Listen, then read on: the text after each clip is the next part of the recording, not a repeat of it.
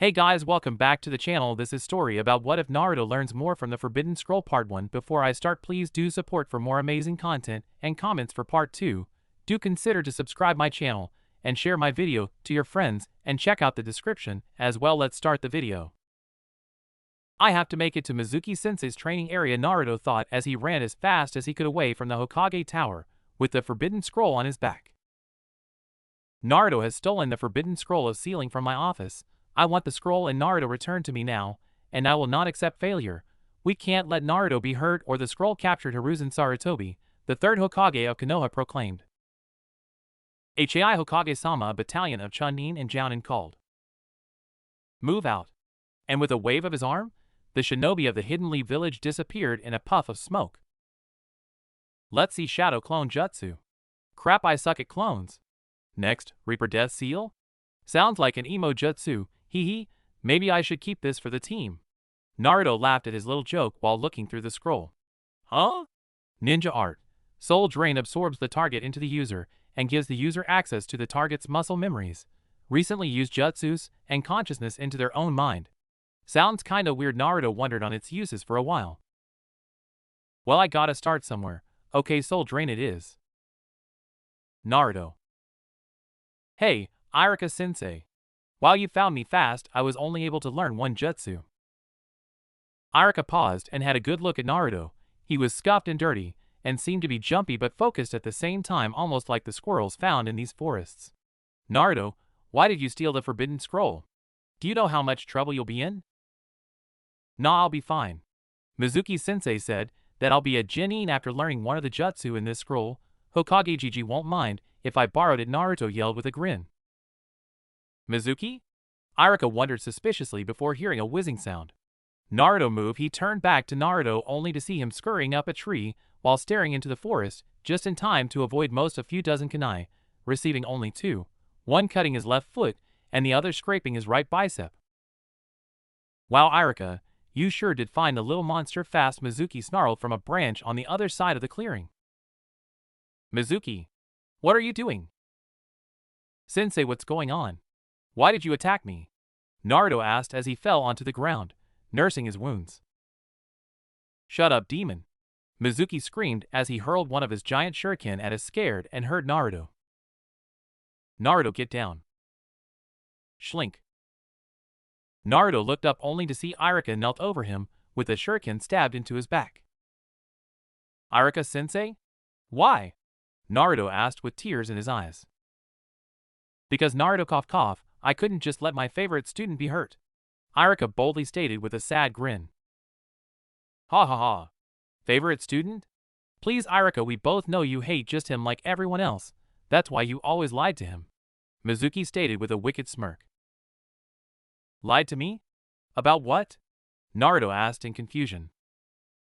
Mizuki's smirk grew into a crazed grin. About why everyone hates you. Irika's eyes widened in disbelieving shock. Don't Mizuki. Mizuki jumped down behind Irika and pulled up a kunai to finish Irika. The truth is, Naruto, you are the nine-tailed fox, Kyuubi reincarnated. Naruto stared in stunned silence at Irika's face. It all makes sense now. Why they all glare at me, my birthday, the beatings. Thinking of all the painful past experiences, Naruto started falling into a depression. Then seeing the look on Irika's pained face, he remembered the few that do care about him, and made a decision. No. I don't care if I was the fox before. Right now, I'm Naruto Uzumaki, and I have a sensei to protect. Naruto rolled out from underneath Irika, while swiping a kunai and throwing it at Mizuki's shocked form. It nailed his right lung. F. You little bastard. Mizuki looked up in time to see Irika throwing his shuriken right back at him. Take this, traitor, Irika yelled. Mizuki dove out of the way, but not fast enough. He screamed as his legs were sliced off at the knee. In a last-ditch effort, Mizuki threw his last shuriken at Irika, which Irika dodged by ducking behind a tree. The shuriken stuck halfway through the tree, shocking Irika with Mizuki's strength. That was when Mizuki smirked, holding a hand sign. Katsu, the shuriken exploded, knocking the tree down and throwing Irika far out of the clearing. Mizuki's vision was starting to fade. Well, at least I got to take that smart bastard out with me. Forgetting someone? Mizuki's eyes widened when he saw Naruto in front of him holding the ox hand sign. Demon. What are yo? Ninja art. Soul drain. That's when Mizuki felt it. Naruto chakra was compressing Mizuki's down into a little ball. It was excruciatingly painful. When Naruto's left hand clenched Mizuki's forehead, his whole body was sucked into Naruto through his palm, leaving only his shredded and bloody clothes behind. Naruto fell to his knees, clutching his head. Mindscape. Huh? What happened? Naruto looked around, finding himself in a large maze of sewers. This is weird. Boy, come here, a dark voice bellowed from around the corner. Naruto walked around the corner to find a huge room with a giant cage in it. Hello? Is anyone there? Suddenly, a giant claw reached for him from between the bars, and only missing by a few inches of his face. Ugh! Naruto muttered before falling on his ass. This is my container? Geez, you're fucking tiny, the nine-tailed fox demon mocked from beyond his steel cage. KQB? Naruto stuttered in shock. Well, what do you know? He's not a complete moron. QB chuckled at Naruto's frustrated face. Oi! I'm Naruto Uzumaki. And I'm gonna be Hokage someday. Naruto yelled in a childish fury. You can't talk to me like that. What? What did you do to me, demon? Naruto turned around to see a nude Mizuki hung on the wall by chains. Gah! The fox? Boy, what is this pathetic creature doing here? The fox asked with a snarl. I think I did it with my technique, the soul drain. Naruto replied in a slight awe that it worked properly. Were you practicing this technique on squirrels? Yeah, why? That explains the lunch I enjoyed a few minutes ago. Lunch? Mizuki stuttered while shaking in fear on the fox demon. Yada, that means I saved Irika-sensei. Naruto cheered before turning to Mizuki with a dark look on his face. Now, to finish what I started. Mahahaha. Boy. I think this will be the start of a beautiful friendship. The fox grinned from behind Naruto, with Naruto matching the wicked grin. What are you doing, demon? Naruto walked over to Mizuki, while weaving three-hand signs in Naruto. What are you doing? Finishing my technique, AHA. With that, a glow emanated from Mizuki and split in two. The first part entered Naruto through his eyes and mouth, and the other materialized in front of Mizuki's body, taking the form of a clothed Mizuki himself. Actually, that didn't hurt as much as I thought it would, Naruto said, while smiling at a see-through clothed Mizuki that was on his knees in front of his hung body. Hey Kyubi-san, open up. Naruto then flung Mizuki's body to the fox, who happily munched on the corpse before swallowing. Boy, you are by far the best host I have ever had. Ha ha ha ha ha. Kyubi smiled with blood hanging from his lips. Mizuki's consciousness looked on and expected to feel furious at Naruto and the fox, but all he could manage was a weak "what am I gonna live in now?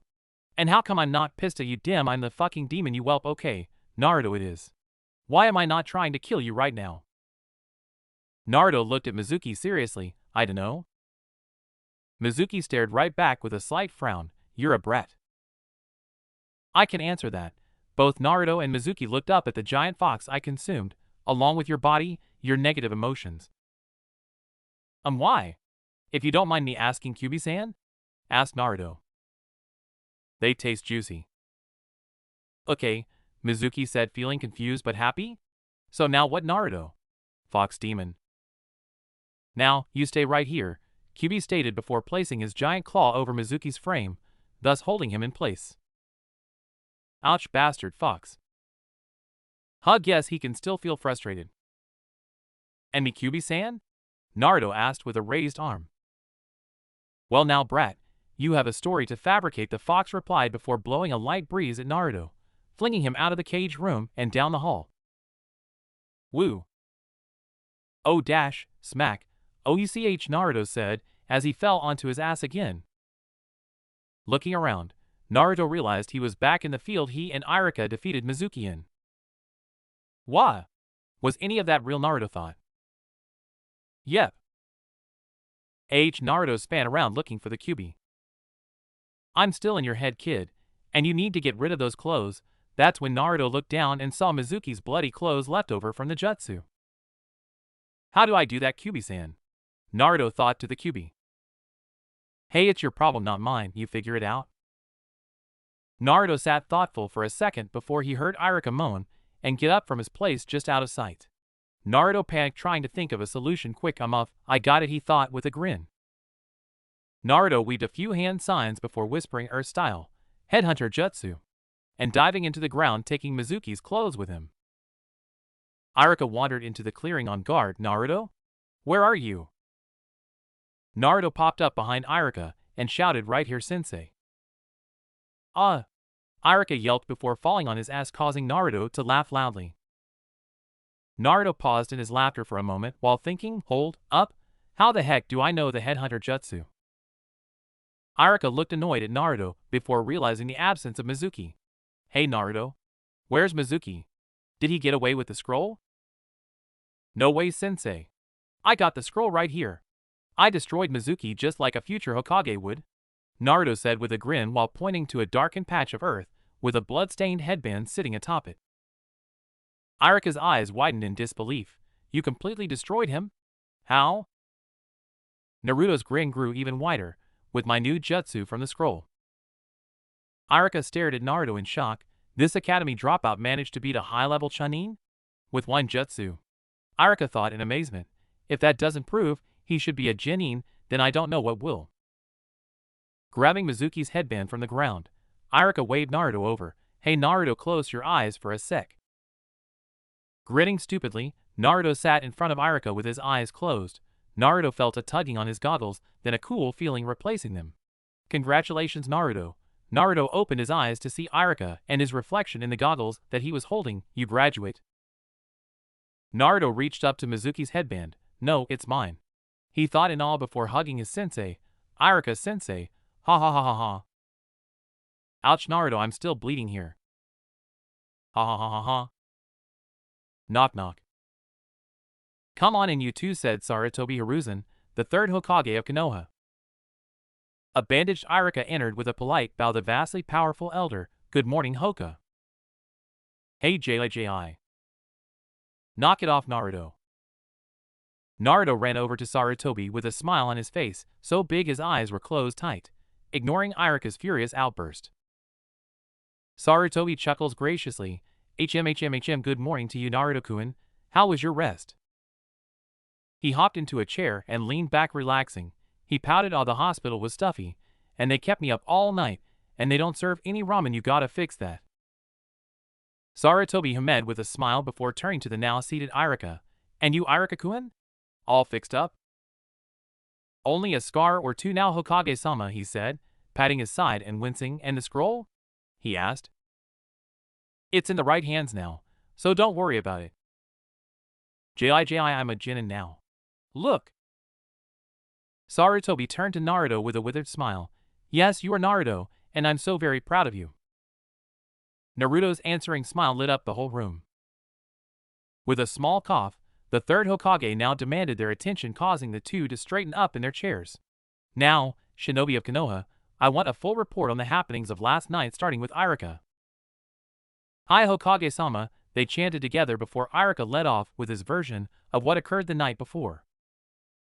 When I arrived at the 4 survival training grounds, I discovered a tired but cheery Naruto clutching the forbidden scroll and staring at me expectantly. After learning from Naruto that my colleague Mizuki told him to steal the scroll in the first place, I witnessed Mizuki attack a fleeing Naruto with a shadow clone kunai jutsu.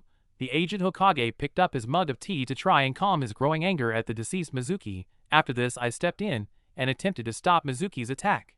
This is when Mizuki told Naruto the S-class secret about the demon fox. The temperature in the room dropped as the Hokage clenched his mug in his hand, barely controlling his rage. And then, Naruto defeated Mizuki to save me with his new jutsu. The rage disappeared. Huh? The Hokage said, looking dumbfounded at Iruka. Iruka looked at the Hokage nervously and stated, Academy student, Naruto Uzumaki, completely destroyed senior Chunin Mizuki Kahaku. So I gave him genin status. The Hokage stared at Iruka stunned, and then at Naruto disbelieving. Kid, I think it's time to tell them the story we fabricated, the Kyuubi thought to Naruto. Naruto nodded. Okay, Kyuubi-san. Gigi? Do you want my report now? The Hokage looked at Naruto and slowly nodded while refocusing. Alright. Well, after Iruka-sensei returned fire and managed to injure Mizuki team, Mizuki blasted him away, and I thought he was hurt. So while Mizuki was down, I hit him with my new jutsu and sent his body way underground to rot. But when I came back up, Iruka-sensei was waiting for me, and he wasn't too bad off, so I was really happy, Naruto said before smiling like an idiot up at Iruka. An earth jutsu? Well, that is impressive, Naruto. Could you give us a demonstration? Sarutobi asked with a proud nod. I knew this boy was a real treasure, already learning such advanced techniques at his age. Smirking to himself. Ugh, well, the thing is, Naruto rubbed the back of his head sheepishly, I kinda forgot the jutsu. Sarutobi and Iruka deadpanned at Naruto. I take it back, he's a moron. Sarutobi weakly smiled at Iruka. Iruka-kun, thank you for the report. I'll see you at the meeting tonight, yes? Iruka knew a dismissal when he heard one. Hi Hokage-sama, I will be there. Turning to Naruto, he ruffled his hair. Catch you later, Naruto. Good luck as a Konoha Genin, and be careful, okay? You got it, sensei. Naruto beamed up at Iruka as Iruka smiled and left. As soon as the door closed, Sarutobi took off his Hokage hat and gave a woeful sigh. Naruto, I'm sorry I didn't tell you about the fox. But you must understand, if the wrong people found out about your status as a container, well, it wouldn't end well. Sarutobi stared to Naruto, willing him to understand. Kid, I think he was just trying to protect you from being harmed. And I guess, from me, the Kyuubi supplied to a confused Naruto. Kyuubi-san, I have to tell him the truth. If I can't trust Hokage Gigi, then how can I trust anyone? Naruto thought to the fox. With the fox's following silence, Naruto took it as an agreement with his statement. Gigi, what I told you before, well, it's not the full story exactly. Naruto gazed up at the startled old man. I remember the jutsu, it wasn't an earth one. Sarutobi sat back, shocked and worried about Naruto's subdued behavior, and after a few moments' silence, and "Bu, leave us alone for a moment," for blurs moved from strategic points in the room and flew out the window. Naruto, please tell me what happened. I swear on my honor as the fire shadow that I will not tell anyone of what you say now unless it endangers the village. Sarutobi looked comfortingly at a scared Naruto. Well, when I opened the scroll, the first few jutsu just didn't stand out to me. So when I found one that did, I jumped on the opportunity to train. Naruto started blabbering nervously. It's called ninja art. Soul Drain. At this, the strongest man in Fire Country, the legendary Fire Shadow, went stark pale. I didn't destroy Mizuki, I absorbed him. He's in my head right now. If I go into my mindscape, I can talk to him. How do you know that, Naruto? Sarutobi whispered in concern. If a person like you entered their mindscape, they'd meet their tenant. Naruto shifted nervously. Well, if you mean Kyuubi-san, then yeah, I've met him, and I. What did he say to you, Naruto? Naruto looked up into Sarutobi's eyes with fierce determination and boldly stated, the Kyuubi pledged itself as an ally to myself and to Konoha. Sarutobi sat shocked and silent for a few minutes. A demon this powerful, being channeled through someone with Naruto-kun's spirit? This could very well be the bringer of the destruction of the shinobi world I'm talking to. Sarutobi looked down at Naruto, seeing what he could be. Then Naruto grinned at Sarutobi like the innocent child he is. And just maybe he will be the most incredible Hokage this village has ever seen, Sarutobi thought with a smile. Sarutobi sat up straight and placed his hat back on his head. Alright, Naruto-kun, I've come to a decision. The public story will be what you first told Iruka and myself, only I will know of your new last resort jutsu. You will keep your position as Genin, in exchange for a wish of mine, okay, Naruto? Naruto nodded his head vigorously, and with a huge grin, yeah, Gigi, whatever you need, I can do, believe it. With an aged smile, Sarutobi slowly got up, walked around his desk, and knelt to eye level next to Naruto. Believe in the will of fire, Naruto-kun, now placing the Hokage hat on Naruto's head, and use it to protect the Hidden Leaf Village. Naruto looked up at Sarutobi with more determination than any 12-year-old should have. Till my last breath, Jig, I will live by these words. My new Nindu. Believe it. Finishing with a hug, Naruto gave the hat back with a smile. Good to hear, stated Sarutobi, while adjusting his hat. Naruto Uzumaki, Genin of Konoha. Our meeting is adjourned. The details of this meeting is an A-class secret. Sarutobi ruffled Naruto's overly happy head. Hi Hokage Gigi. Arika sat at Ichiraku Ramen feeling lucky about the whole situation with Mizuki. I wonder when Naruto is due to come out of the meeting. Not a moment sooner, Naruto hopped up onto the stool next to him. Hey Arika-sensei. Don't shout, idiot, I'm right here. Laughing, Naruto said, Arika-sensei, remember you said you'd buy me ramen if I graduate, right? Arika sighed in defeat. Yeah, sure. Go ahead, Naruto. He couldn't help himself from smiling seeing Naruto so happy. Alright. Hey old man Ichiraku. Gimme 4 miso ramen, and keep 'em coming. Damn it, Naruto, you think I'm made of money? Later that night at the large meeting hall at the base of the Hokage Tower, Arika and the principal of the Ninja Academy sat alongside the Hokage, facing 24 Jounin. Clearing his throat, Sarutobi gained everyone's attention. Alright, thank you all for coming. Tonight those of you that want to may request a new genin for a squad that will be ran by you. If you have any problems with what one of your colleagues suggests, feel free to share your opinion. At this, Asuma Sarutobi, Hiruzen's son, stepped forward. Hey dad, I'd like to request this generation's Ino Shikacho unit, under my old team banner, Team 10. The Hokage nodded approvingly. A sound request. Anyone object? Silence. Alright Asuma, Team 10 is yours. Hokage-sama? Kakashi Hatake stepped forward. I was told that no matter who I chose, I'm gonna end up getting the Uchiha class of my Sharingan. So can I have Naruto as well, please? At this, a huge uproar broke out. The demon passed? Hokage-sama. You can't let the demon be on the same team as the Uchiha. I love Dango. Silence. At Sarutobi's yell, everyone shut up. Anko, please leave. You are a Tokubetsu Jounin, and as such not allowed to train a squad anyway. Anko says before diving out a closed window, shattering the glass all over the floor. Sarutobi sighs in exasperation. Kakashi, was there anyone else you wanted to request? Looking up from his book, huh? Did you say something, Hokage-sama? Sarutobi facepalmed himself. For the love of Log, your third candidate, Hatake. Eye widening in realization. Let's see, I guess I'll take Kakashi, rummaging through the sheets of paper containing genin names. This one? Okay, Sakura Haruno, I guess. Any objections? Nobody cared. Alright, Squad 7 under Kakashi Hatake, Sasuke Uchiha, Naruto Uzumaki, and the pink-haired Banshee. Everyone looked at Sarutobi with a raised eyebrow, or a suppressed giggle. I mean Sakura Haruno. Next. Mindscape. Hey Mizuki team, Kyubi-san. Why is it a sewer down here? Naruto yelled upon entry into his mindscape. Cause kid, you're as unimaginative as a shit. Kyubi honestly replied. Bastard fox. Naruto yelled back childishly, while shaking a fist at the legendary demon. Well Naruto, a see-through Mizuki stated, leaning on one of the bars on the cage, a person's mindscape is basically the representation of how they imagine their consciousness to be. Yours is a sewer because you are young and impressionable. Naruto just looked at Mizuki blankly. What I'm saying is it took a random simple form. You can change if you want. Just by willing it to change. Mizuki explained. Naruto's face lit up in realization. Why didn't you just say so before? See what I'd have to put up with by myself if he chose another jutsu? Kyubi deadpanned at a facepalm Mizuki. So I can do this. Naruto explained, staring in concentration at a blank space. A lot of people can glare at the floor, kid. It doesn't take much concentration to a small 2-story house with a flat roof suddenly appeared. I stand corrected. Mizuki looked at the house in awe. Holy log. That's incredible. Smirking, Naruto jumped onto the roof. Almost done, he said, and chewed his lip in focus.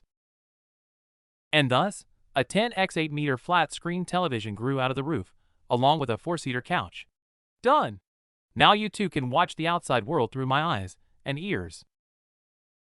Mizuki looked at the black screen and listened to Naruto's snores. Truly invigorating. He sarcastically stated. I know, right? Naruto obliviously yelled.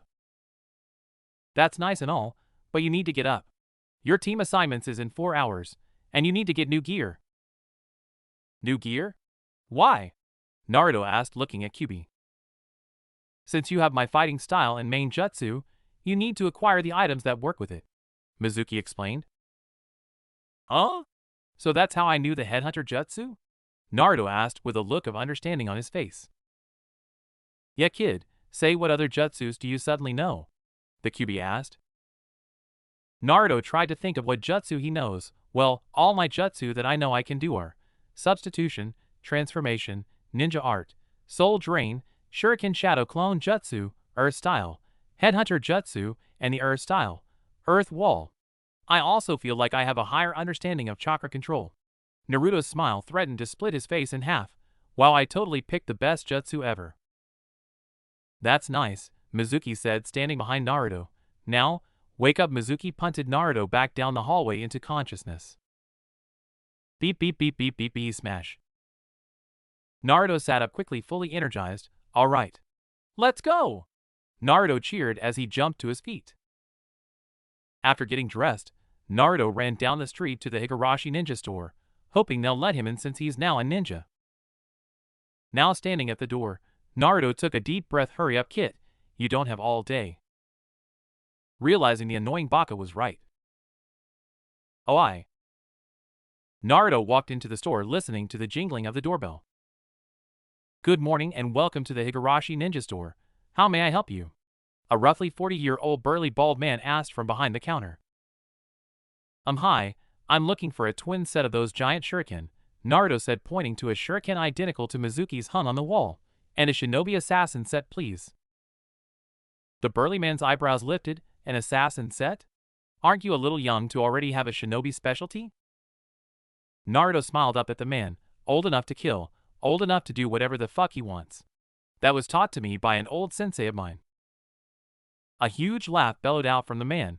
What an interesting life philosophy, young man. Alright, I'll grab it for ya. The man walked into the back room where Naruto heard a lot of metal clinking. Not 2 minutes later, he walked back out with a box the size of Naruto's torso, and 2 small metal bracelets. These are the latest giant shuriken sets.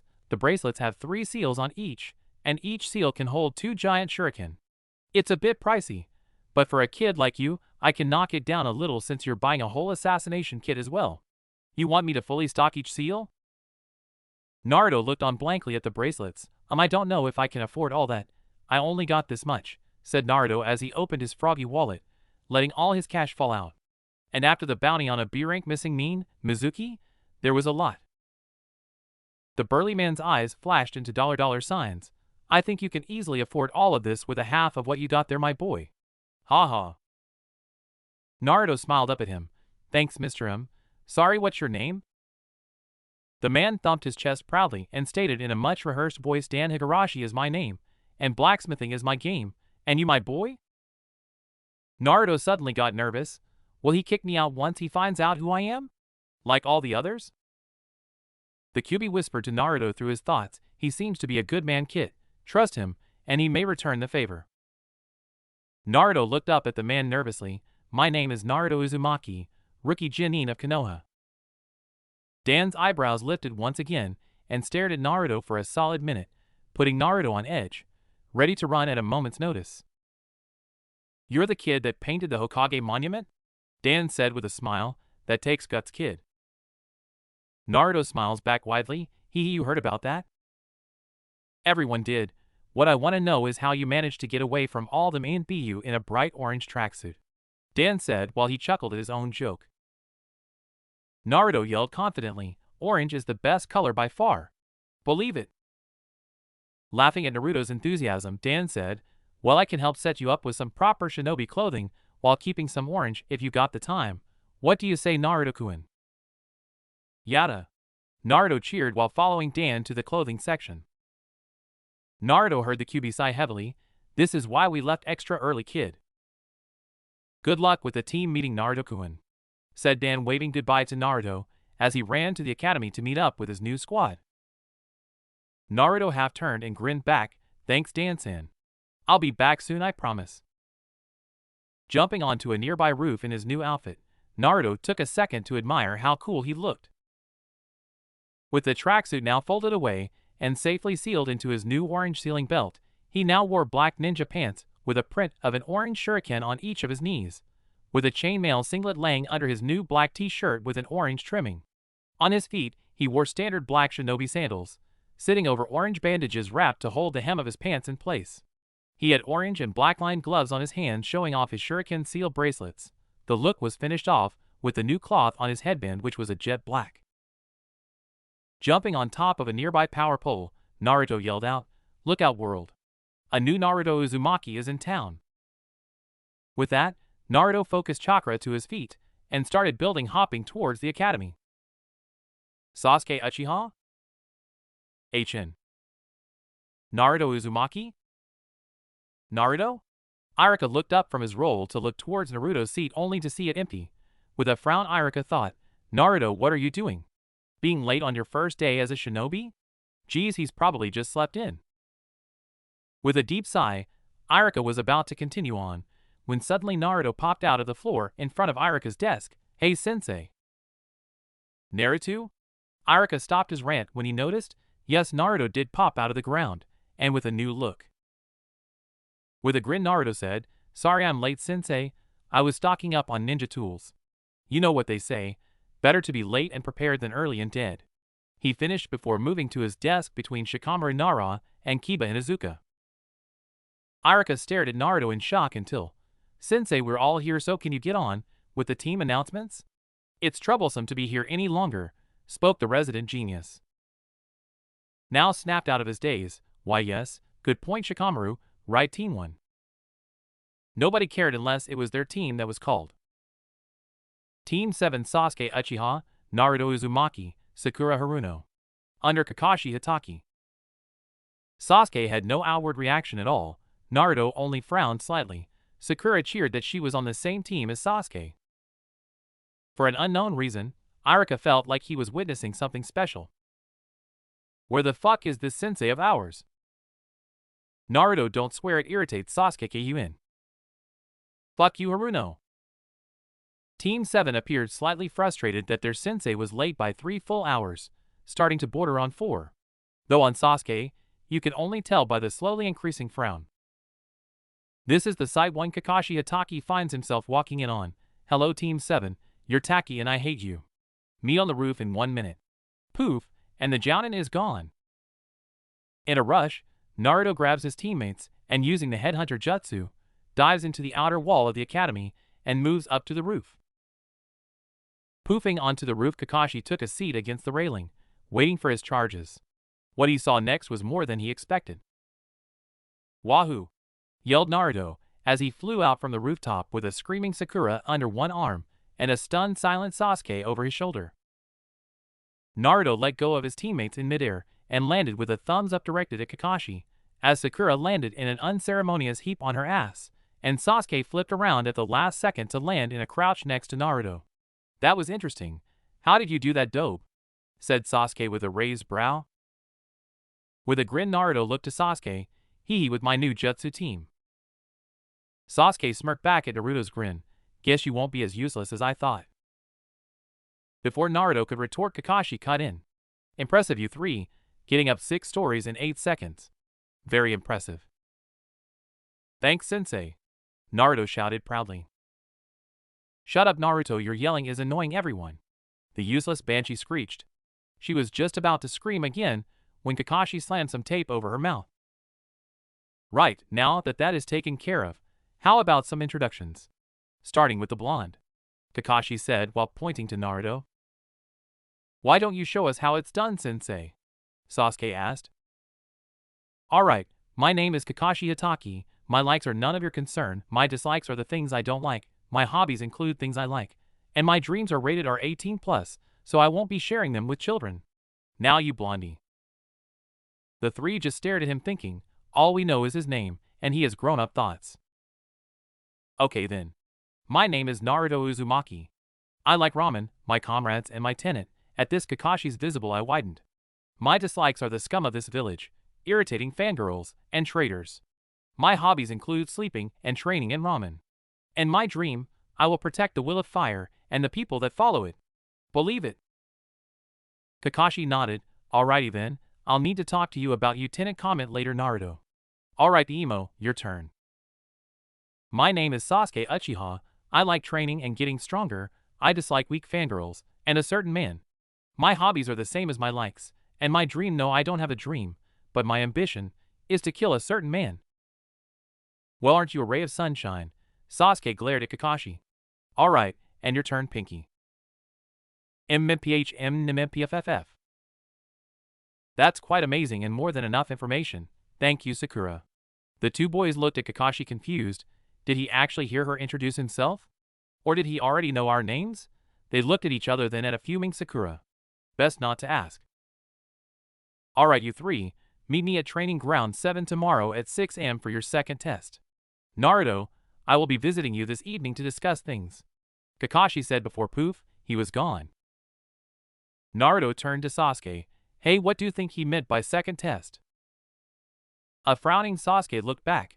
How should I know, dope? I have to go train. Then he started towards the stairs just as Sakura ripped the tape off of her mouth. Sasuke-kun, let's train together. Sasuke froze and turned back to Sakura before turning back to the stairs only to see Sakura standing there staring at him with hearts in her eyes. Sasuke-kun? Sasuke scowled. Crap. How do I ditch this banshee? He thought when he suddenly felt someone grab his arm. Turning, he saw Naruto. Come on, team.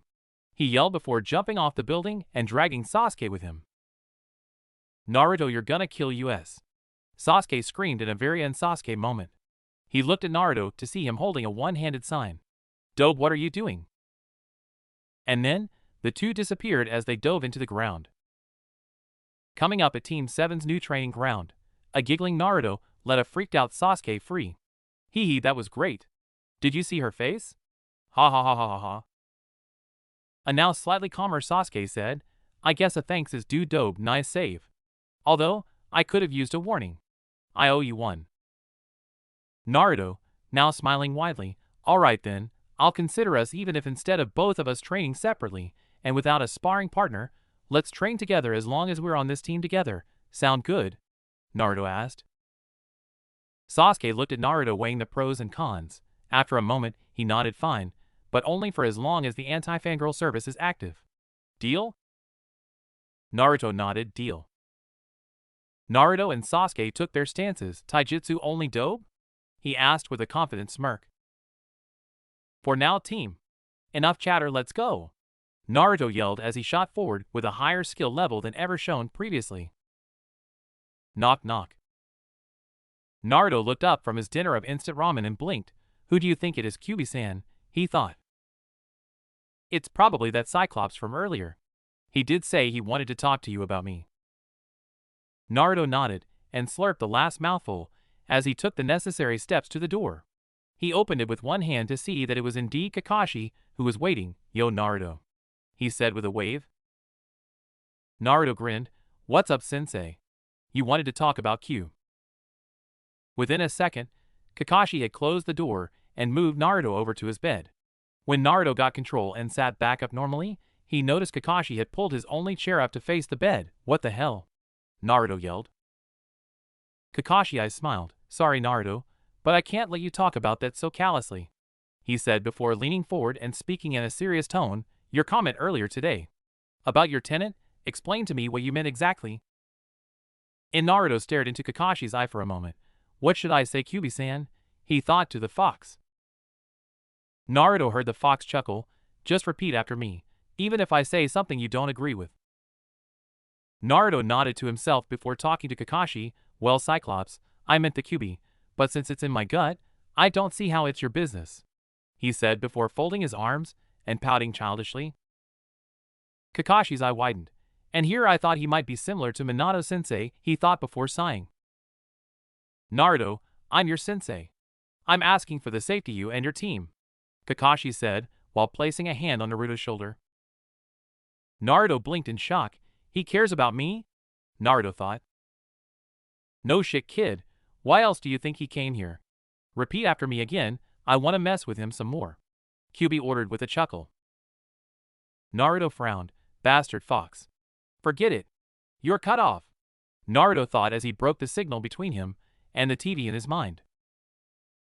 Naruto smiled at Kakashi. I'm sorry, sensei. Well, I met Kyuubi-san the other night. Other than being a prick, he's pretty alright, Naruto said while scratching his head. Kakashi blinked. The Kyuubi pretty alright? He asked skeptically. Naruto nodded. He has no influence on me, if that's what you think. I can cut him off anytime, Naruto explained. Kakashi nodded, well alright. I'll take your word for it. But if I see any problems concerning its chakra, I won't hesitate to take action, Kakashi said, signifying the importance of Naruto's control. Naruto nodded. I wouldn't expect anything less, sensei. There are people in this village with a strong will of fire. I refuse to let them be hurt because of me, Naruto said in a moment of seriousness. Kakashi appraised Naruto before patting his head. You're a good kid, Naruto. I think you'll do well, Kakashi said before standing up straight. That is, if you guys pass my test in the morning, Kakashi said with an eye smile before waving later. Naruto watched as Kakashi disappeared in a poof of smoke. It filled his small room in seconds, causing him to cough and splutter as he opened a window to let it free. Naruto stared out at the Hokage monument as the smoke filtered out and held his arm up to it. Clenching his fist, he vowed, I will pass your exam, sensei, believe it. Shiite. I can't believe I'm late, Naruto yelled as he ran as fast as he could towards training ground 7. Oh man, I'm so screwed. Approaching the training field, he could see Sasuke and Sakura leaning against the training posts. Oh crap, they're gonna kill me. Hey guys. Sorry I'm late, my training got a little rough yesterday, then I had a late night, he said sheepishly as he came to a stop. Sakura scoffed, yeah right? I bet you just knocked yourself out by falling over. Naruto glared at Sakura.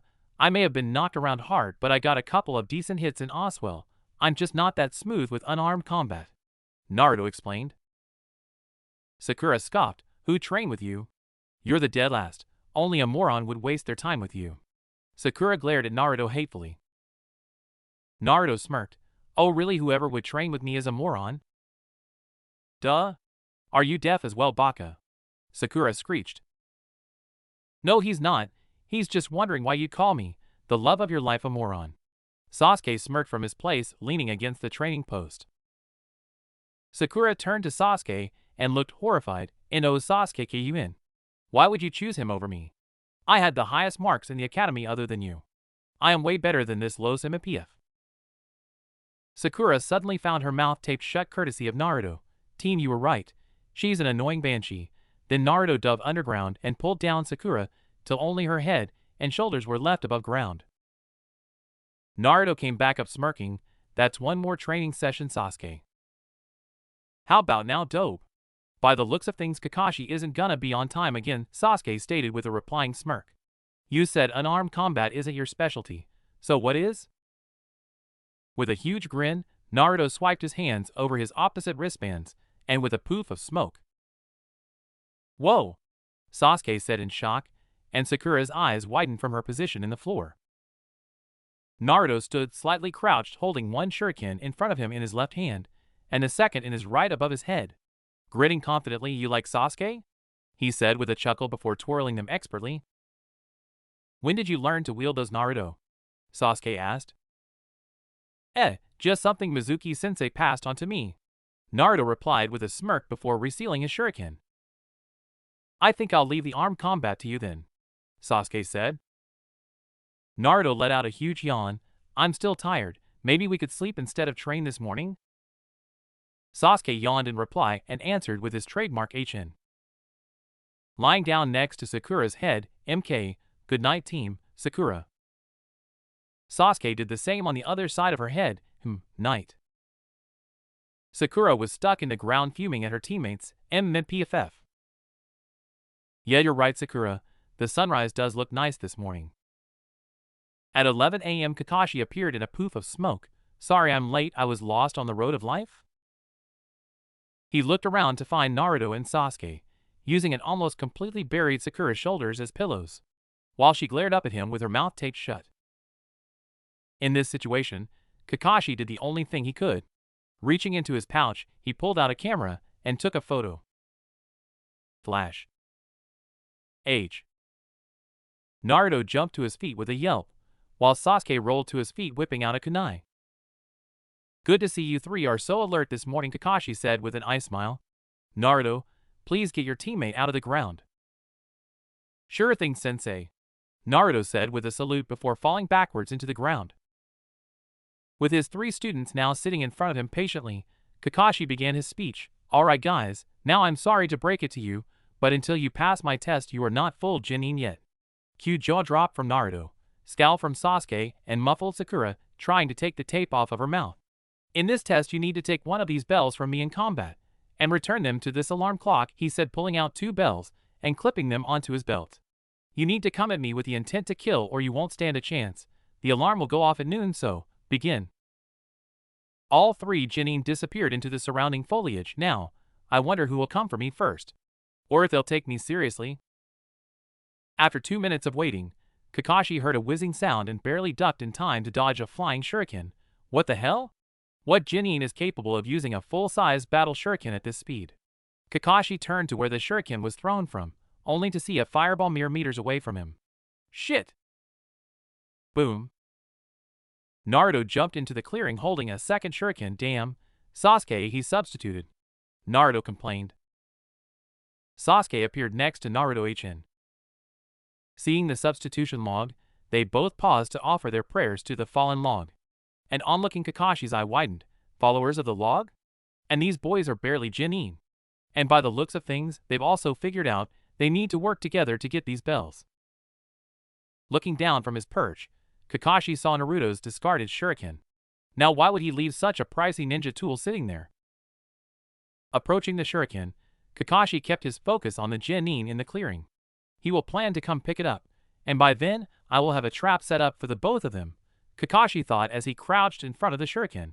He reached into his pouch on the left side of his beltline, leaving the bells wide open on the right. It was at that moment, Naruto and Sasuke turned to him while smirking. Now Sakura!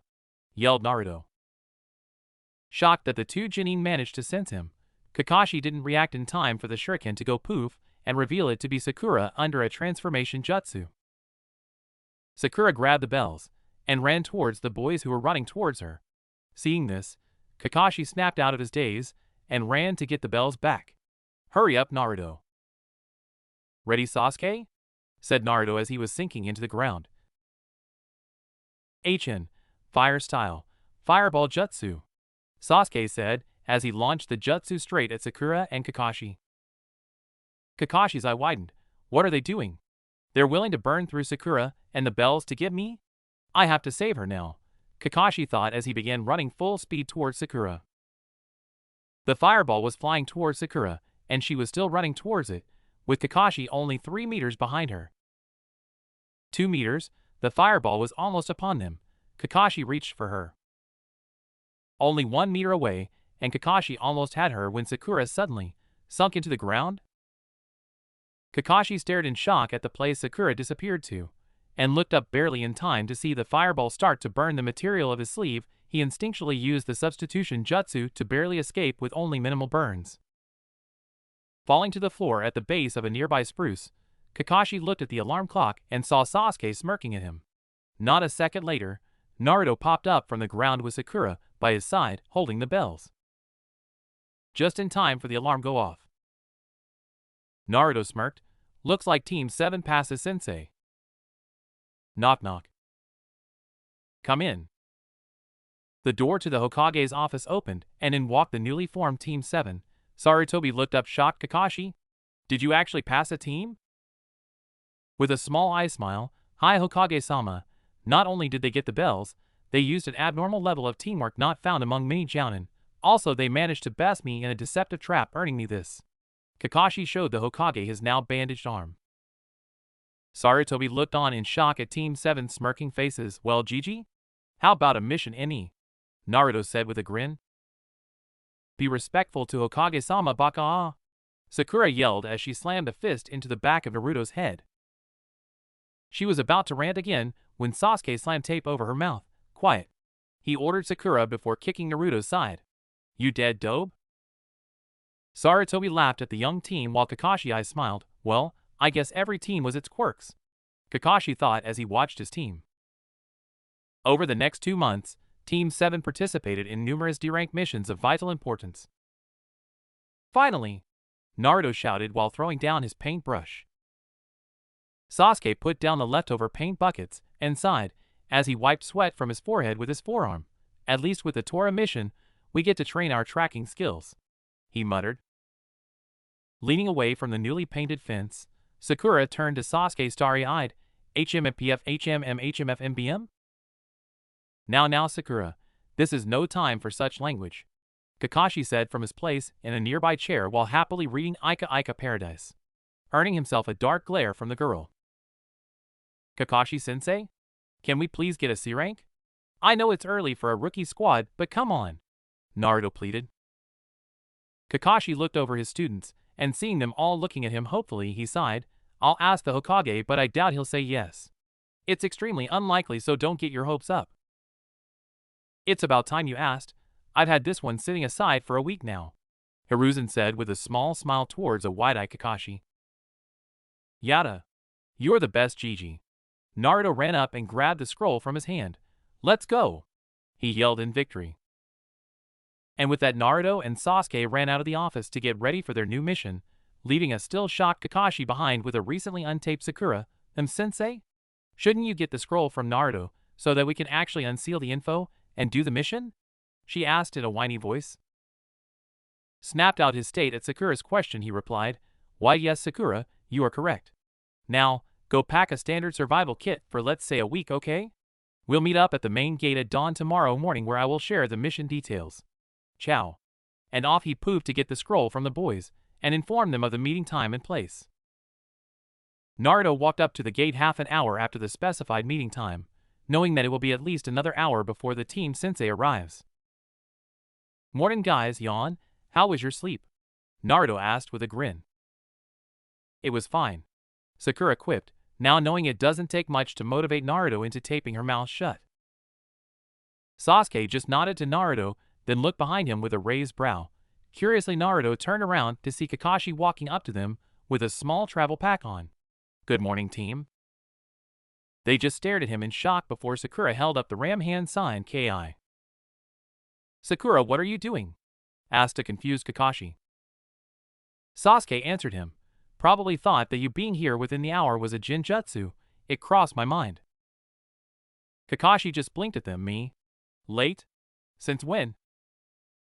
Naruto threw a stick at his sensei. Piss off, sensei, you're not fooling anyone, he said with a pout. Catching the stick and tucking it behind his ear, he said, well, I guess I have been a tad late sometimes. His team just glared at him. Kakashi eyes smiled. Okay then team, let's move out. The first C rank is always a letdown, so let's get motivated. Kakashi pumped his fist in the air while walking down the road. Naruto just followed after with a scowl on his face. Yeah, great speech, sensei, he muttered as the three Genin trudged along behind their odd leader. Alright troops, we'll stop here for the night before moving on to the town. Hi sensei, the team muttered as they entered the middle of a small clearing surrounded by huge trees with trunks 10 meters thick. Sakura turned to their sensei, but we still got hours of daylight left. In fact, we could make it to the town by tonight, she whined. As Kakashi sat down in a clearing, he began talking as he opened his pack. Correct, Sakura, but I think it's about time I taught you all proper chakra control, and what better way is there to do so than climbing trees? Sasuke deadpanned at their sensei.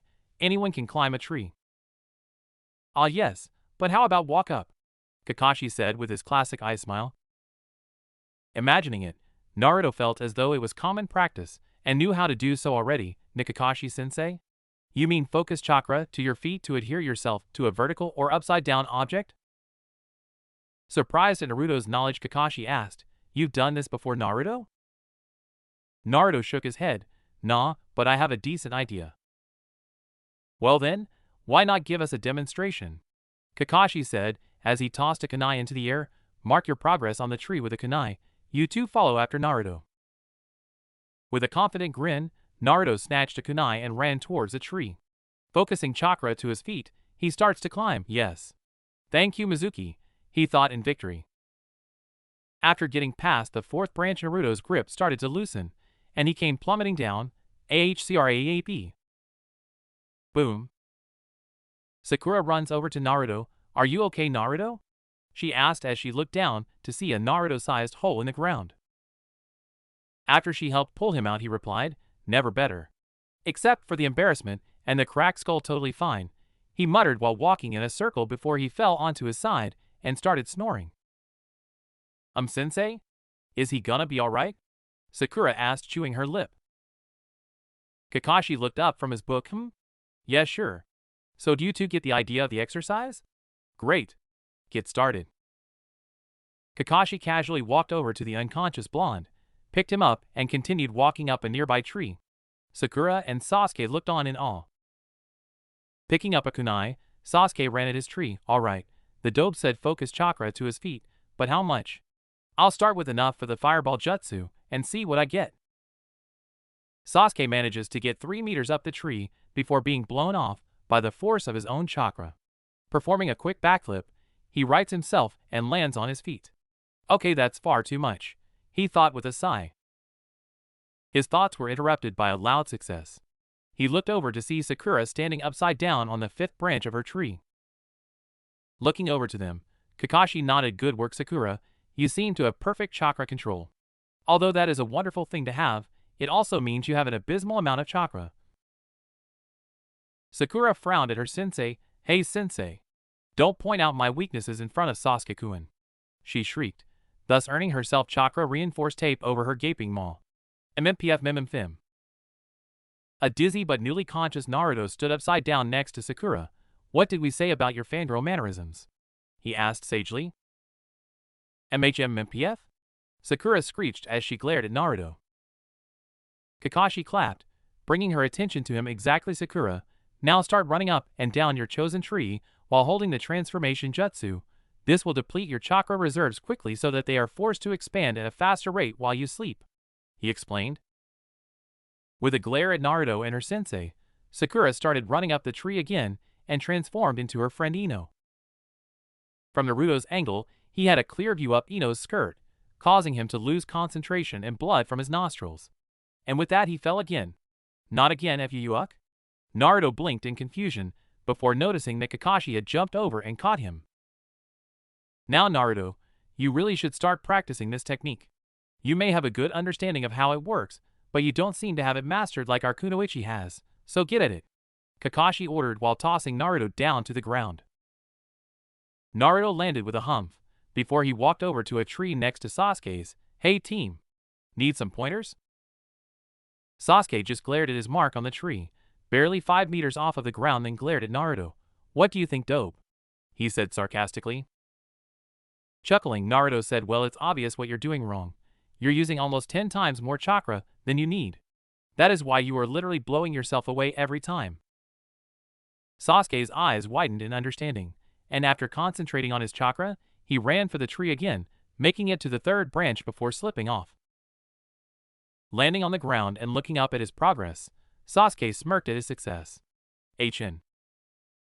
Turning to Naruto to thank him, he realized Naruto was having one of his daydreaming spouts, staring blankly at the tree.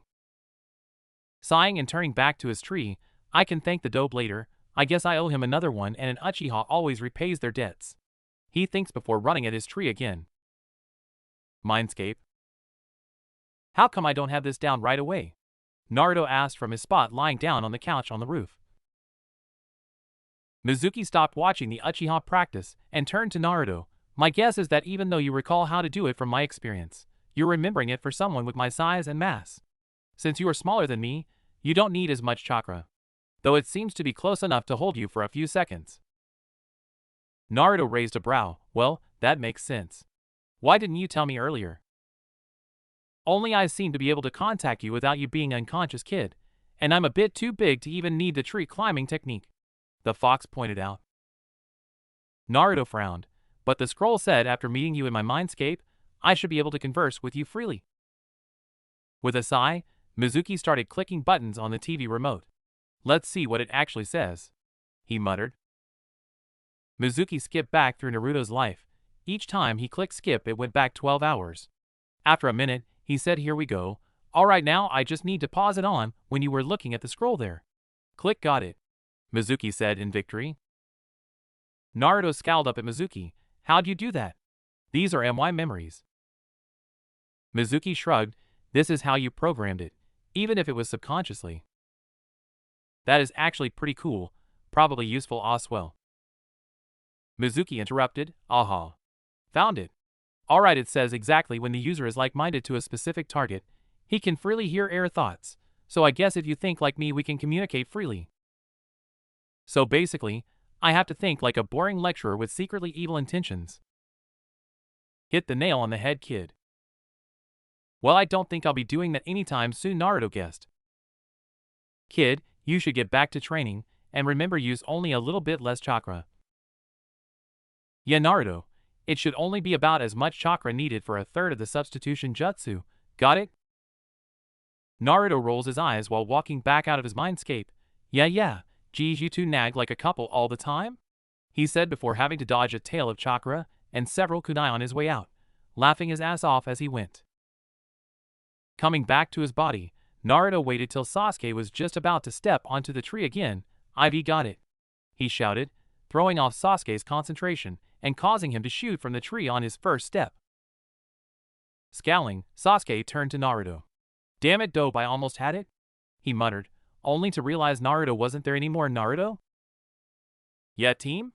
Naruto shouted from his place at the very top of his tree, out of Sasuke's sight. Sasuke scowled before getting back to practicing. I won't be left behind, he thought in determination. Kakashi appeared in a poof on the tree facing Naruto. Book in hand. Good work, Naruto. Since you finished before Sasuke, why don't you go set up the team's tent? With a small chuckle, nah, I'm good, sensei. I already have a 6-man tent set up right here, Naruto said, patting his sealing belt. Curiously, Kakashi asked, you're that proficient at sealing already, Naruto? Most shinobi don't get taught proper sealing methods until they become Chunin. Scratching the back of his head sheepishly, well, in all honesty, sensei, I just bought the belt with pre-made sealing pouches. All I know is that it'll help with my specialty. Kakashi raised a brow. Specialty? What have you chosen? Turning to Kakashi, Naruto became serious as he spoke. Assassination. Kakashi's eye widened, shocked at the change in his student. Naruto, are you sure you've made the right choice? It's a bit early, and I don't think you understand what is needed for that line of work. Looking at his sensei seriously, Naruto smirked darkly as he spoke. I know who I am and what my purpose is. I made a promise to Hokage Gigi. I will fulfill that promise, even if I have to fall into darkness to do so. Kakashi stared at Naruto, putting away his book and standing straight. Naruto, I can't let you go down such a dark path. And I know that the Hokage would never ask you to do something so severe. His smirk grew into a dark grin as he unsealed one of his shuriken. Sensei, how many ninja have you seen that use giant shuriken as their primary weapon? Frowning, Kakashi thought hard. Actually, I've only seen one Chunin use such a method. So how would Naruto have become so proficient in such a rare fighting style? He thought before asking. Not many. Why? Turning away from Kakashi, Naruto spun twice before throwing the star in a wide arc towards a collection of trees. At such a speed, it sliced through 14 of the enormous trees easily before curving back to Naruto, where he caught it flawlessly, showing his control and power to Kakashi's wide eyes. Kakashi. Kakashi froze when he heard the way Naruto spoke his name. He glanced at Naruto to see a hard glare being directed at him. Can you imagine what that one throw could have downed to, say, an army of enemy ninja? Naruto asked before sealing his shuriken away. Before Kakashi could reply, Naruto jumped down from the trees. Kakashi sat atop the tree Naruto left him at, thinking about what Naruto said. Even though it's wrong for a child of his age to think like that, I can't dispute the logic. As a shinobi, he already seems to be around Chunin level, so it's logical that he has found a speciality. Even if I don't completely agree with it, he thought with a sigh. Kakashi thought back to Naruto's facial expression when he was imagining those trees to be enemy ninja. Then again, he seemed to actually enjoy the thought of killing others. Is it an influence from the Kyuubi? Kakashi heard footsteps coming up the tree he was on. Looking down, he saw Sasuke panting heavily but focused on his goal. Sasuke could see the top of the tree now, almost there. I can't be left behind by those two. And with one last push and a boost of chakra, he landed on a branch just under Kakashi. With a sigh of satisfaction, Sasuke lied back against his branch, looking up at the sky. It's almost dusk? I must have been out here for hours. At least I know I got this mastered. Then he noticed Kakashi's curious face staring down at him. Sasuke, I see you finally made it, he said with an eye smile. Sasuke just closed his eyes with a smirk. HN. Turning away from his student, Kakashi mumbled, "Good to know one of my students haven't changed." This got Sasuke's attention. "Changed, sensei?" he asked as he pushed himself into a sitting position. Kakashi turned to Sasuke and sighed. "Sasuke, let me ask you something. What is your focus for becoming a ninja?" Sasuke's look darkened. "To hunt down the man who killed my clan." "And how are you going to do that, HM?" Kakashi asked. Sasuke looked at Kakashi frustrated. "I'll track him down."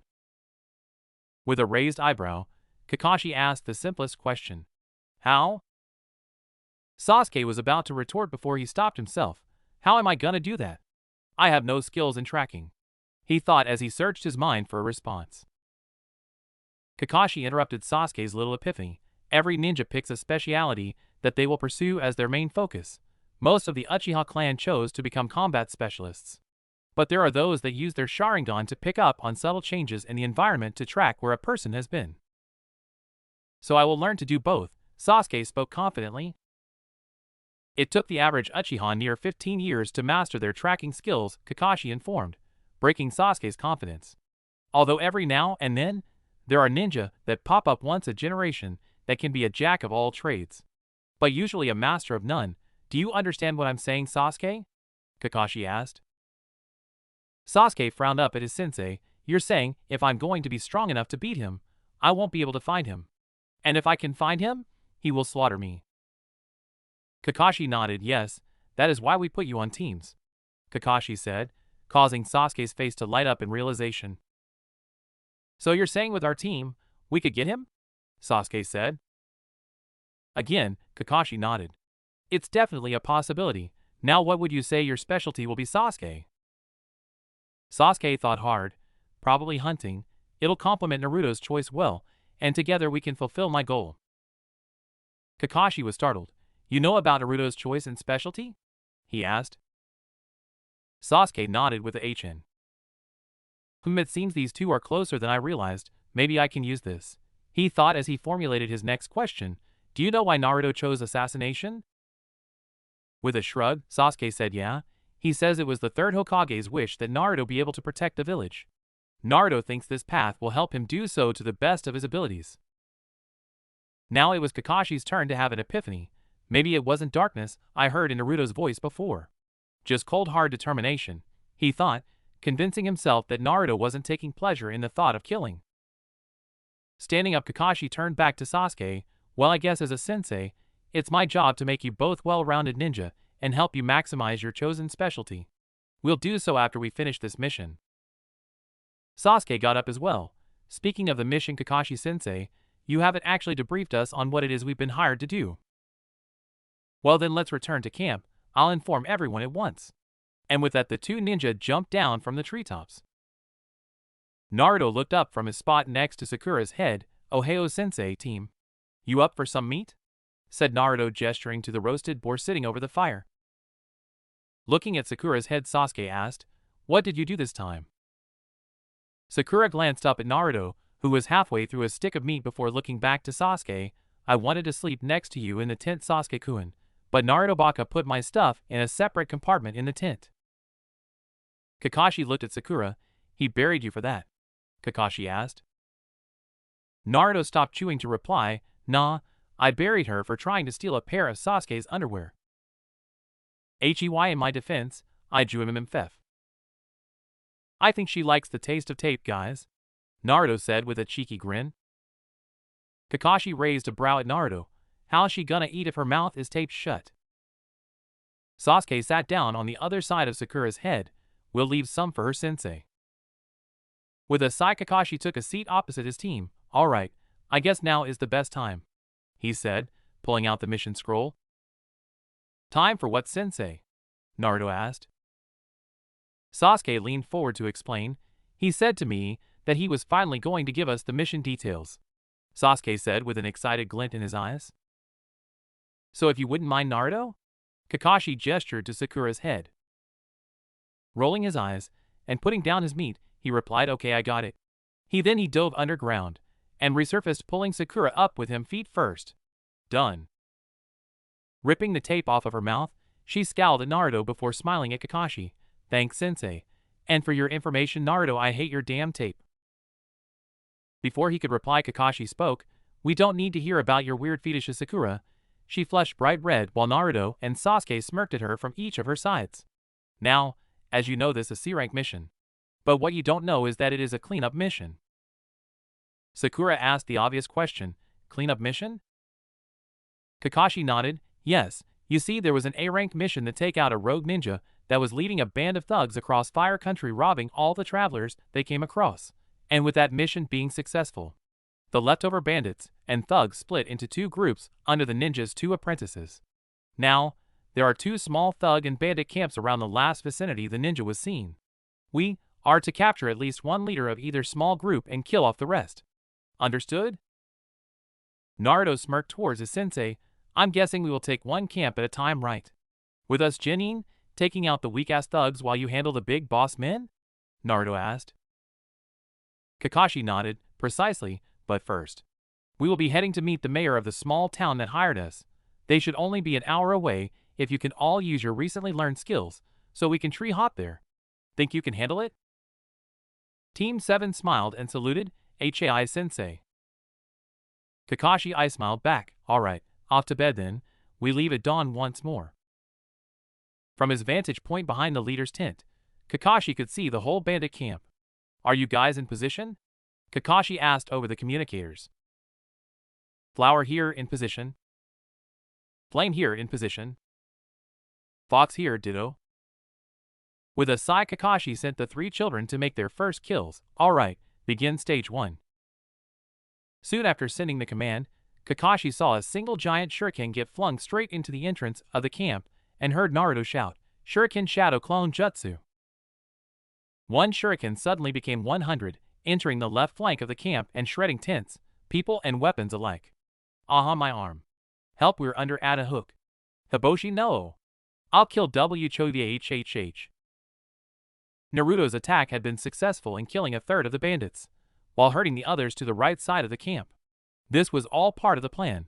Kakashi yelled into his mic, Stage 2 now. From Kakashi's far right, he heard Sasuke yell, Fire style. Fireball Jutsu.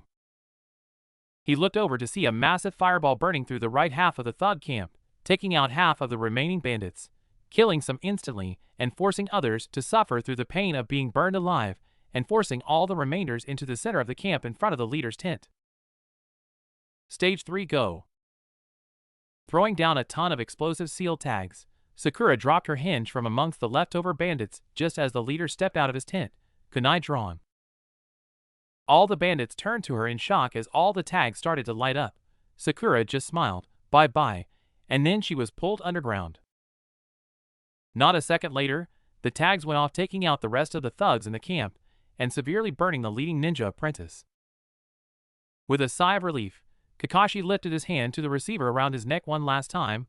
Looks like you guys didn't need me after all. Begin with the final stage. Turning off his communicator, Kakashi turned back to look at the damaged leader as he got to his knees. Come out and face me, cowards. The apprentice screamed, only receiving silence in response.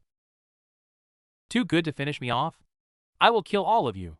He screamed with bloodshot eyes as he breathed deeply and looked around to find his attackers.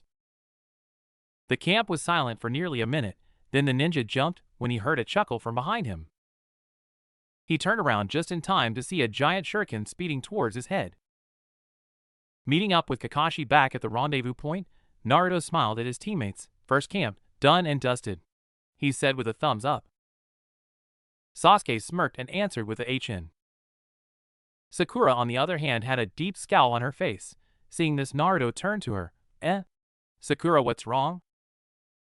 Sakura grabbed her hair tips and showed them to Naruto. You didn't pull me down soon enough. That damn explosion burned some of my hair off. That's what's wrong, she screamed. Sasuke glanced at Sakura and looked at her new hairdo. I like it short, Sakura, he said, not realizing his mistake. Instantly, Sakura looked at Sasuke with hearts in her eyes. Really, Sasuke-kun? Should I cut it more? Do you like the black? 'Cause I can dye it. How about I am MFF? Kakashi smiled at Naruto's handiwork. We have 12 hours to infiltrate the next camp. This time I don't want organized destruction.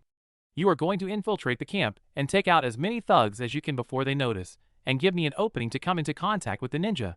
We have to capture this one," Kakashi said with an eye smile. Naruto frowned, "But sensei, I like the explosions." Naruto whined. Kakashi sighed, "Fine, while infiltrating set up key points and rig them with sensor explosive seals set for chakra reactors. Make sure they're done by 6 o'clock. By this point you must all be with distance of a quick exit. But remember, we must get every single thug. If one escapes, then we don't get paid." Sasuke stepped up next. "I have a plan if you guys want to hear it." The group nodded to him. "We each take out a man from near the entrance, the left flank, and the right of the camp and transform into their appearance. Then using those disguises, we casually walk around the camp setting up the explosive seals. Now, assuming someone approaches us, just pretend you're feeling sick, run to the nearest outhouse, take out someone there, and take their appearance. At 10 to 6 all three of us meet outside the entrance to the leader's tent. This is when Kakashi-sensei will casually walk in the front gate and using hand-to-hand only, start taking out the thugs, drawing as much attention as you can. Think you can handle it, sensei?" Sasuke asked. Kakashi just smiled and said, "I am an elite Jonin Sasuke," he said with a chuckle. Sasuke smirked in response. "Good, you will slowly fight your way towards the leader's tent. In the resulting confusion, Naruto, Sakura, and I will sneak away into the tent and set the final explosive notes. Then at 6, boom. Up goes the camp in flames, the lead ninja panics. Kakashi focus on capturing him while we handle the remaining thugs." Naruto and Sakura just stared at Sasuke in shock. "Hey, team, I think that's the most you've ever said," Naruto said with chuckle. Sakura just thought through the amazing plan in awe. Sasuke, staring at him with love heart eyes. Smirking, Sasuke turned to Kakashi. "Sound good, sensei?" he asked. Kakashi nodded. "I'm impressed, Sasuke. It turns out you may be a natural tactician. This goes along well with being a hunter or tracker ninja. I'd just add one thing. Every few steps, each of you must scratch your face or head. This will alert each other not to try and take you out. That would be a huge stuff up if two of you ended up attacking each other," Kakashi said with an eye smile. "Hi, sensei," a recently untapped Sakura said. "HN," Sasuke grunted, apparently having spoken more than his quota today. "Alright. We're gonna finish this mission for sure," Naruto cheered. "Taking action, Sakura." At 5 p.m. sharp, Sakura appeared sneaking up to the leftmost tent in the clearing in the form of a field mouse. Sakura was quite lucky to find a thug who had just stepped out of view and was starting to take a piss. Sakura undid the transformation jutsu, and without making a sound stood behind the thug, kunai in hand. "Am I really ready for this? Killing a defenseless man in cold blood?" Sakura thought to herself while her hands shook. "Shinaro, it's for the good of the mission." Inner Sakura screamed, almost causing Sakura to jump. She nodded to herself and took a deep breath. "Alright, geez," she thought before taking action. Sakura wrapped her arm around his head, covering his mouth, then plunged the kunai through his back, straight into his heart. "I'm sorry," Sakura whispered to him, and with a small gurgle the man went limp in Sakura's arms. Looking close to throwing up, Sakura quietly dumped the body in one of the nearby bushes. "I hope no one finds him," she thought as she placed the bloody kunai back in her pouch. Sakura then used the transformation jutsu to take the guy's form and walked back into the camp. Looking around, Sakura casually walked to what she was told was the main storage tent. "I sure hope the mayor's map was accurate," she thought. "It was last time. Shinaro." Okay, calm down," she thought with a sigh. Entering the tent without being disturbed, Sakura froze when she saw another thug squatting down next to a huge box of stolen money. Upon hearing her entrance, he jumped up and turned around, shaking his hands nervously.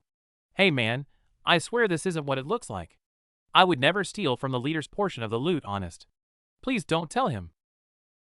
Sakura raised a brow while looking at him, and replied smoothly, "Fine, I didn't see anything," reaching up and scratching her face 3 times to make sure the thug saw it, just in case it was one of her teammates.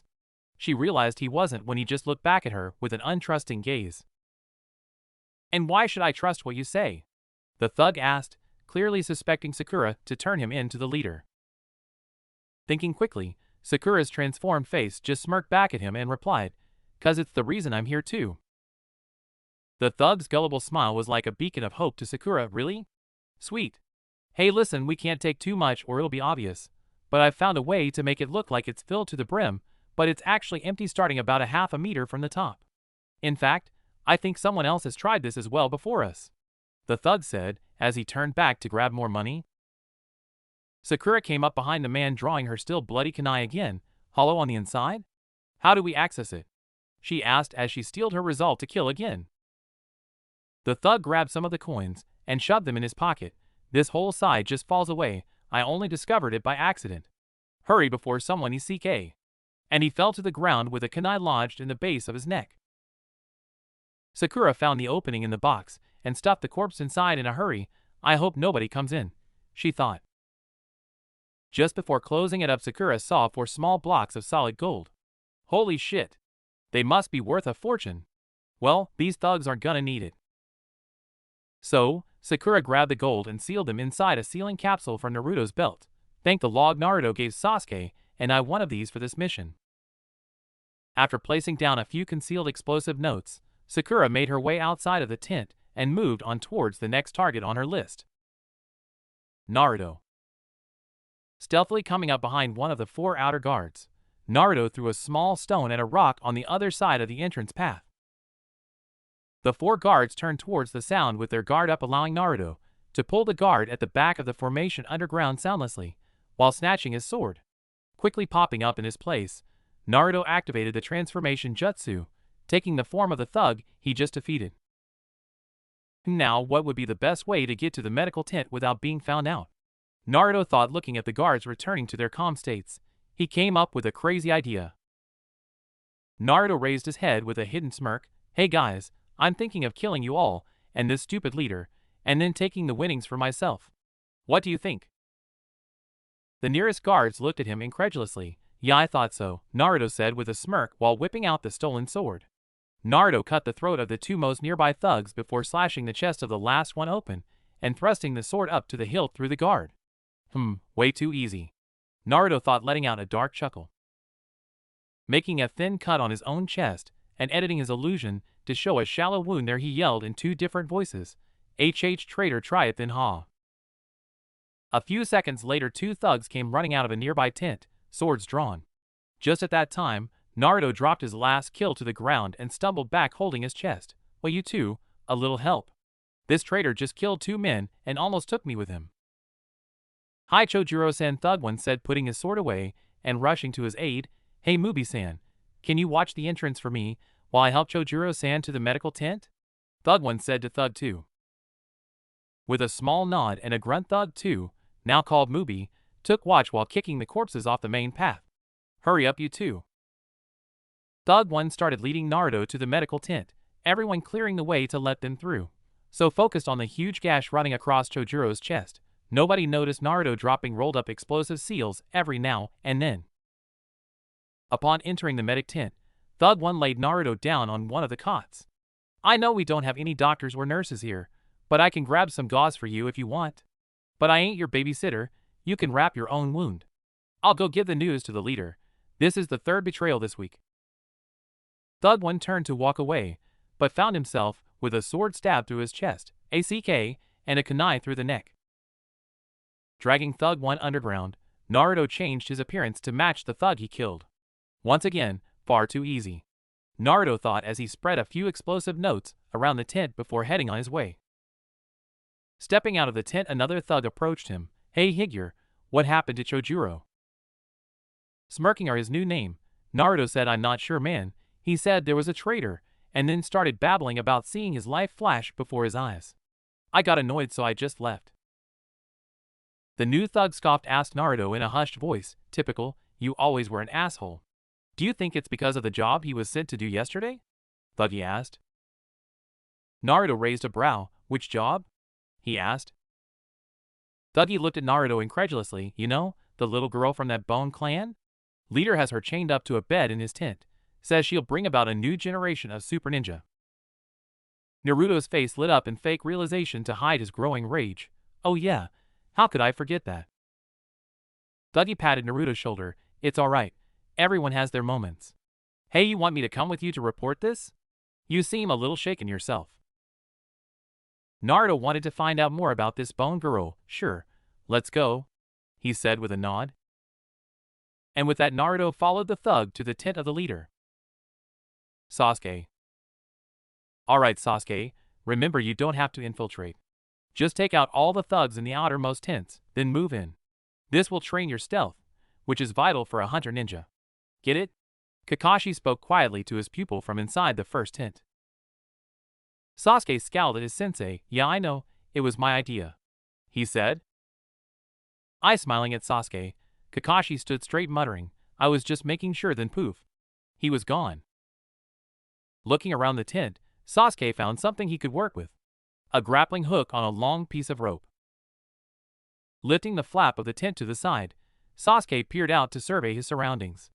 It appeared that there were 6 thugs constantly moving around this area in the worst guard formation Sasuke had ever seen. Also, there was a guard on 3 of the 8 tents in the area, and an unknown amount in each tent. Just have to wait for the opportune moment, Sasuke thought, looking at the thug closest to him, which was only in line of sight of one other thug guarding a tent. The second thug started to yawn and closed his eyes while stretching. Now, Sasuke thought as he let the hook fly. It snagged the first thug around the neck, and with a strong heave, the thug's neck snapped, and he was flung towards Sasuke.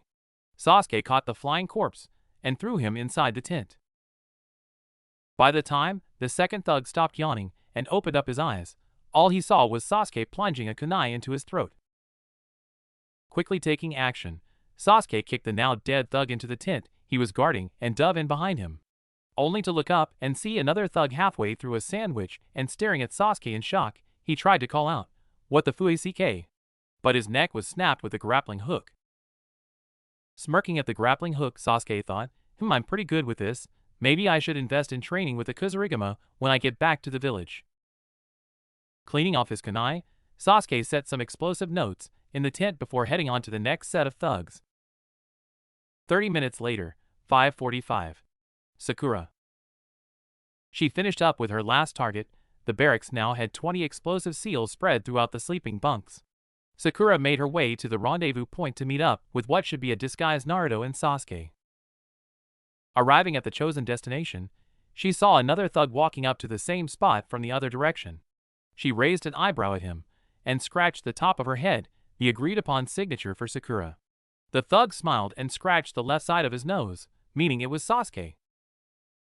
Standing next to each other for a few moments in silence, they both started to worry about the whereabouts of Naruto when a smaller-than-average, bug-eyed thug came running up to them. Makushi and Renmai? It's you two? Well, okay, then, the thug said as he reached into his pocket and pulled out a piece of paper. Higure told me to give this to the 2 people I found at this location, so I guess that's you. He said it was a top-secret mission straight from Leader Sama. Raising a brow at the energetic, but seemingly crazy man, Sasuke took the note and opened it. Sasuke's eyes widened when he read the scroll. Hey team and/or Sakura. I've managed to fully infiltrate the leader's tent. I thought I heard something about a prisoner in here, so I had to check it out. Start the final part of the setup without me. I'll meet up with you during Kakashi's distraction. You'll know it's me cause I'll be the thug with a backpack running from the east side of this huge-ass tent. Let's get ready to fuck this shit up. Fox. Sasuke nodded. Message received. We'll start this first thing in the morning. The crazy little messenger nodded. Okay, I gotta head off. There's a bunk with my name on it at the barracks, later. Sakura nodded back, later. And off he went. Let's go, Sakura, it's almost time for Sensei's distraction, Sasuke said quietly. Hi Sasuke-kun, she agreed, and off they went to surround the leader's tent with low-powered explosive notes. 5:55. Kakashi. Ready for his part of the plan, Kakashi casually walked out of the woods, putting away his book and heading towards the main gate. The thug on guard, Mubi, yelled out, "Halt, stranger," drawing the attention of a few passing thugs. Kakashi just speed up slightly, now jogging while pulling out a kunai. A random thug yelled, "Shie. We have an attacking shinobi. Spread the word. Get back up quick." By this point, Kakashi's jog had turned into a full-on sprint. For minutes to go, Kakashi thought as he slashed the throats of 3 thugs within a second. Naruto. A man ran into the leader's private tent yelling SIR. There is a ninja attacking our men in the courtyard. The leader jumped up. What? When did this start? He asked in confusion. Just a moment ago, sir. The thug yelled. Thinking for a second, the leader said, all men converge on the ninja. You will easily overwhelm him with your numbers. If it's not taken care of in 5 minutes, I will handle it myself. He ordered seriously. Nodding quickly, the thug yelled, yes, sir, before running out of the tent with the leader's private guard behind him. Leader-sama? Did you want me to fight too? A worn-out Naruto spoke from his place next to the leader's chair. No, Higure-san. I have one last question about what happened. Then you can rest in my personal quarters with my prisoner while I handle the moronic shinobi that dares attack my camp. Higure raised a brow and thought, am I just that lucky? Or are all these thugs just that stupid? Hi, Leader-sama. What is it that you want to know? The leader turned to face Naruto. As you know, there has been 2 other traitors found this week. Both of them seem to be part of a larger plan. I think there is someone trying to overthrow me. Naruto put on a shocked expression. What makes you say that, Leader-sama? With a frown, he replied, it was something they said before we killed them. What was your traitor's last words? Naruto put on an act of concentrating really hard. I think he said he was gonna kill us all. Then you and take your cash and leg it. The leader blinked in shock. Oh, well, that doesn't really fit with the others. Maybe this one just got greedy. Naruto nodded. That's what I was think. Leader-sama. He's killing all our men, said a man running into the tent. The leader sneered at the newcomer. Fine, I'll deal with him. But first let me grab my armor. Higure, get some rest. Naruto or Higure nodded. Hi, Leader-sama. And with that, Naruto was left alone in the tent. Naruto turned to the private quarters of the leader and entered. He did not like what he saw. A young girl around 10 years of age was handcuffed to the bed. She was naked, showing her abused body, making Naruto feel sick. She looked over at him with dead eyes. That's when he noticed she was also gagged. Running over quickly, he tore off the gag and dropped his transformation jutsu, causing her eyes to sparkle in recognition. Ninja? She weakly asked. Naruto nodded with tears in his eyes. Yeah, don't worry, I'll get you out of here, he said, trying to undo the handcuffs. She grabbed his wrist weakly with her own. Please kill me, she whispered. Naruto looked down at her in shock. As she spoke, I just wanted a happy life, to find my father, to own a pet, to live in a normal house. I wanted something simple. But now, she took a deep shuddering breath. I know this world will only bring me pain, so please just kill me. Looking into the poor girl's eyes, Naruto saw the reflection of himself. Is this what I would have turned out like after all the beatings if Iruka-sensei didn't accept me? Or if I never met the fox? Naruto met her gaze with his own determined one. I will save you. You won't be part of this world anymore, but you will have all that you want, Naruto promised while weaving a few hand signs. Putting his hand on her forehead, Naruto quietly stated, Ninja art, soul drain, and absorbed her body into his own. Clutching his head, Naruto forced down the second part of his jutsu with the help of the Kyuubi. Hurry, kid, you can come handle this when you fall asleep tonight. You must meet up with your teammates. Forcing himself up and reactivating his transformation, Naruto thought in reply, thanks for the help, Fox, you're right. And with that, he grabbed a backpack full of stolen cash and trophies, and cut his way out of the eastern side of the tent with the stolen sword. Sasuke and Sakura. Placing down an explosive tag on the east side of the tent, Sakura turned to Sasuke, still in disguise. That's the last of them. At that moment, a blade cut through the tent covering next to them, and out popped a thug with a backpack on. Oh, please tell that you guys are you guys, right? Team? Sakura? Sasuke sighed and dropped the technique. Yeah, dope, it's us. What would you have done if it wasn't? Naruto turned to Sasuke and scratched the back of his head sheepishly. Fuck shit up? Sakura dropped her technique with a sigh. Naruto, you baka. We should move now, Sasuke said seriously. Naruto raised a brow at his teammate. White team? Sasuke looked over towards the center of the camp. It's 6 o'clock. And that's when the first explosion went off. Kakashi. Kakashi ducked under a spear and guided it into the stomach of another thug. He then slipped between the strikes of two swords and impaled the users on them with a simple push. Kakashi sighed. Well, at least I'm getting in some practice, he thought. At that moment a kunai hit the ground in front of Kakashi, causing the thugs to back up.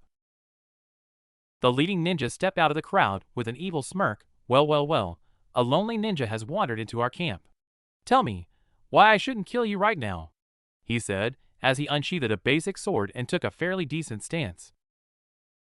Kakashi looked up at the nin. Maybe you should just turn yourself in? The leader and his band of thugs' laughter bellowed into Kakashi's ears, making him realize he was now surrounded. I am a disciple of the great ninja Yajirobe Moku. What makes you think you can even stand up to someone of my level? The leader said with a smile.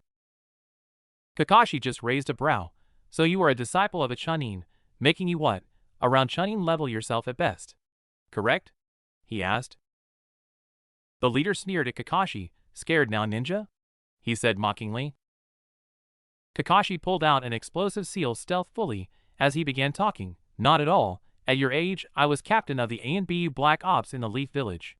Although at the moment I'm only a lowly AA ranked elite jonin.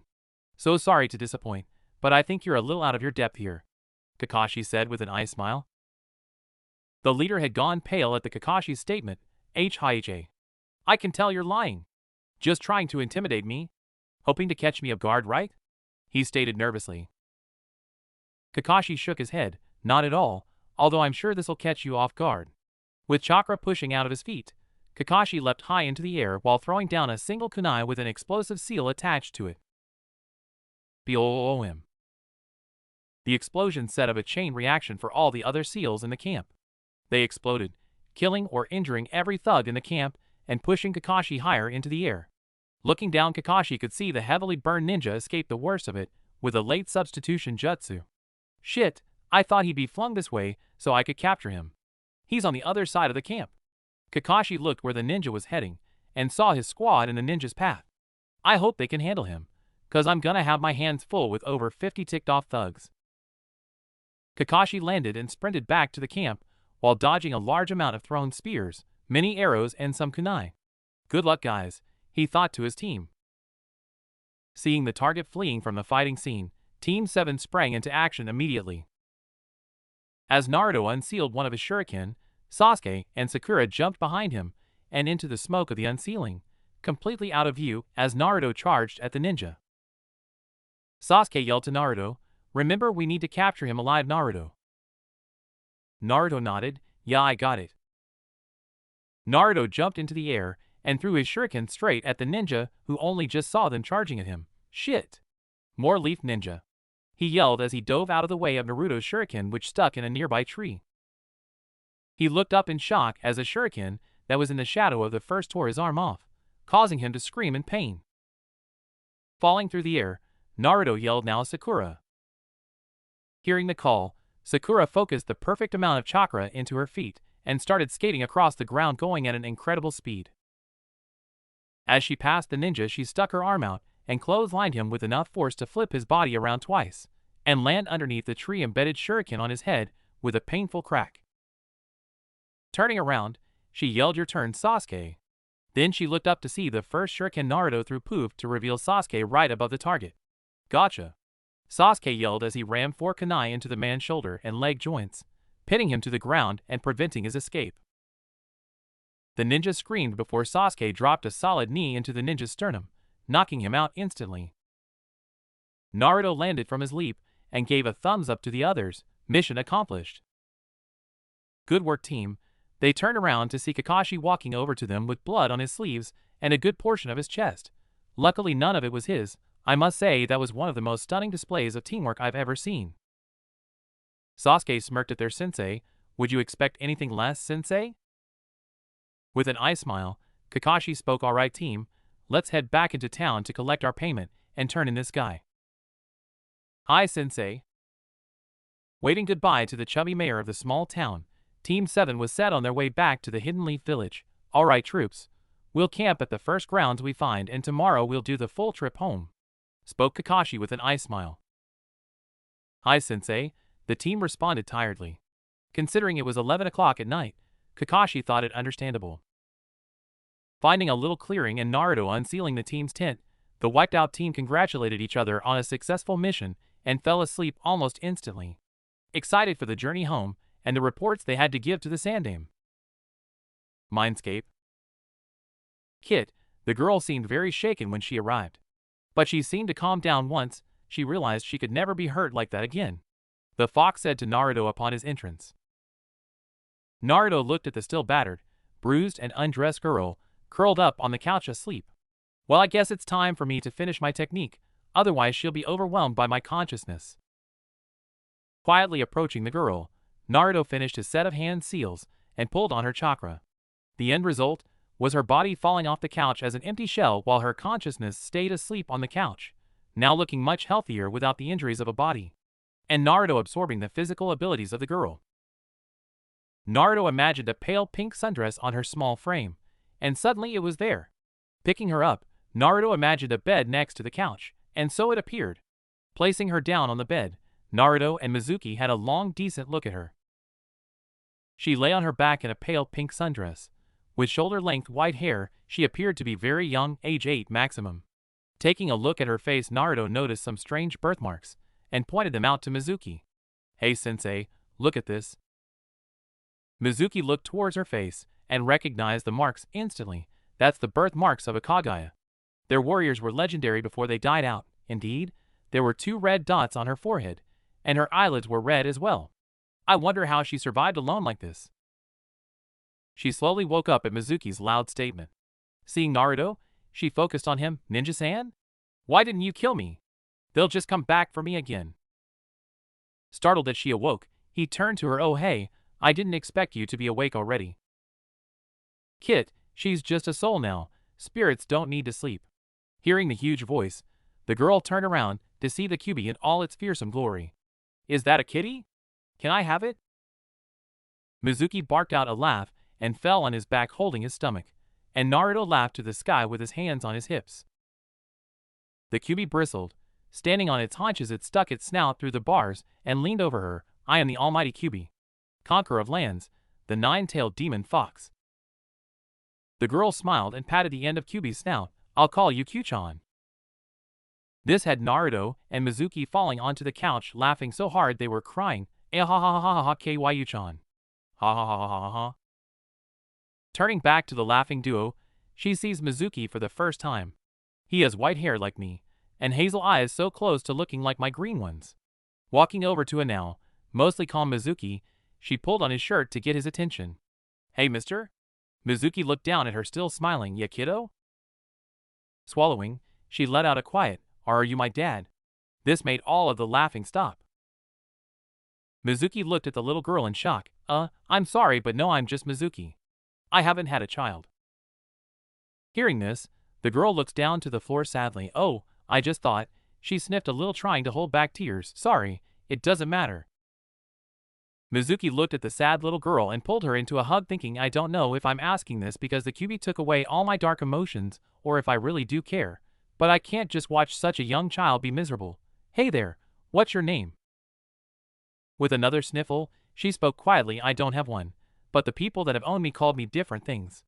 My favorite was Naomi." Smiling at Naomi, Mizuki asked, "I know I'm not your biological dad, but if you want, I can be your dad for as long as we're here together." Naomi's eyes lit up, smiling at Mizuki. "Really?" Mizuki picked her up in another hug. "Of course, Naomi-chan." With happy tears in her eyes, she hugged him with all her strength. "Oto-san."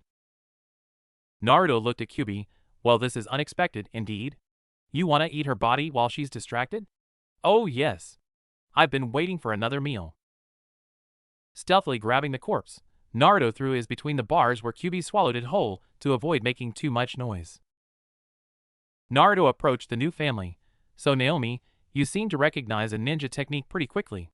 Is it possible that you knew, because you can do some yourself?" Naomi turned in Mizuki's arms to face Naruto. "Yeah, but only the 3 things that my first owner taught me." The fox hummed in disappointment. "It seems you will only be able to use her bloodline ability for what she was capable of when you did your jutsu kit. It is unfortunate that you won't be able to advance such an incredible bloodline further." Mizuki put Naomi down in front of him. So what can you do, Naomi-chan? Fiddling nervously, Naomi pointed at the wall near Kyubi's cage. Bone bullet, she explained, shooting her finger bone at the wall at an incredible speed that Kyubi was barely able to follow, making a large crack in the wall as the bone drilled into the wall. Naruto opened his eyes wide in shock. That was awesome. Mizuki smiled at his daughter with pride. That is amazing, Naomi-chan. Smiling, Naomi shouted, I can do more. Hidden bone. A sharp bone poked out of the underside of her wrist joint and extended forward about the length of a kunai. Getting Naruto's attention, Kyubi said, Kit, that skill would be perfect for up-close combat. And with the bone bullets Oswell, you'll never have to buy kunai again. Grinning at the information, Naruto said, oh man, this is gonna be so sweet. I can do one more, but you can't see it, Naomi said to the three others. Mizuki blinked in shock. Huh? Why not? Naomi grinned, because I'm doing it right now. The three just looked at her in confusion. Doing what, Naomi? Naruto asked. The armor of bone jutsu. It's a defensive technique that creates and moves plates of bone underneath the skin of the whole body to make an armor everywhere at once. When I was learning this technique, a stray kunai hit me right in the belly and bounced off, barely even leaving a small cut that didn't even bleed. It didn't hurt at all, Naomi explained with an even bigger smile, if that was even possible anymore. Picking Naomi up and cheering, Naruto yelled, YTTA. Noon will stop me now, Naomi-chan. Thanks a ton. With these new skills, no enemy will stand in my way. Putting Naomi down, Naruto turned to the other two. The sun's coming up now. I'm gonna go practice before my team wakes up. See why next time I'm asleep. He then ran down the corridor and into his body, excited of the use of the new skills. Naomi pulled on Mizuki's arm again. Hey, Two-san? What is Ninja-san's name anyways?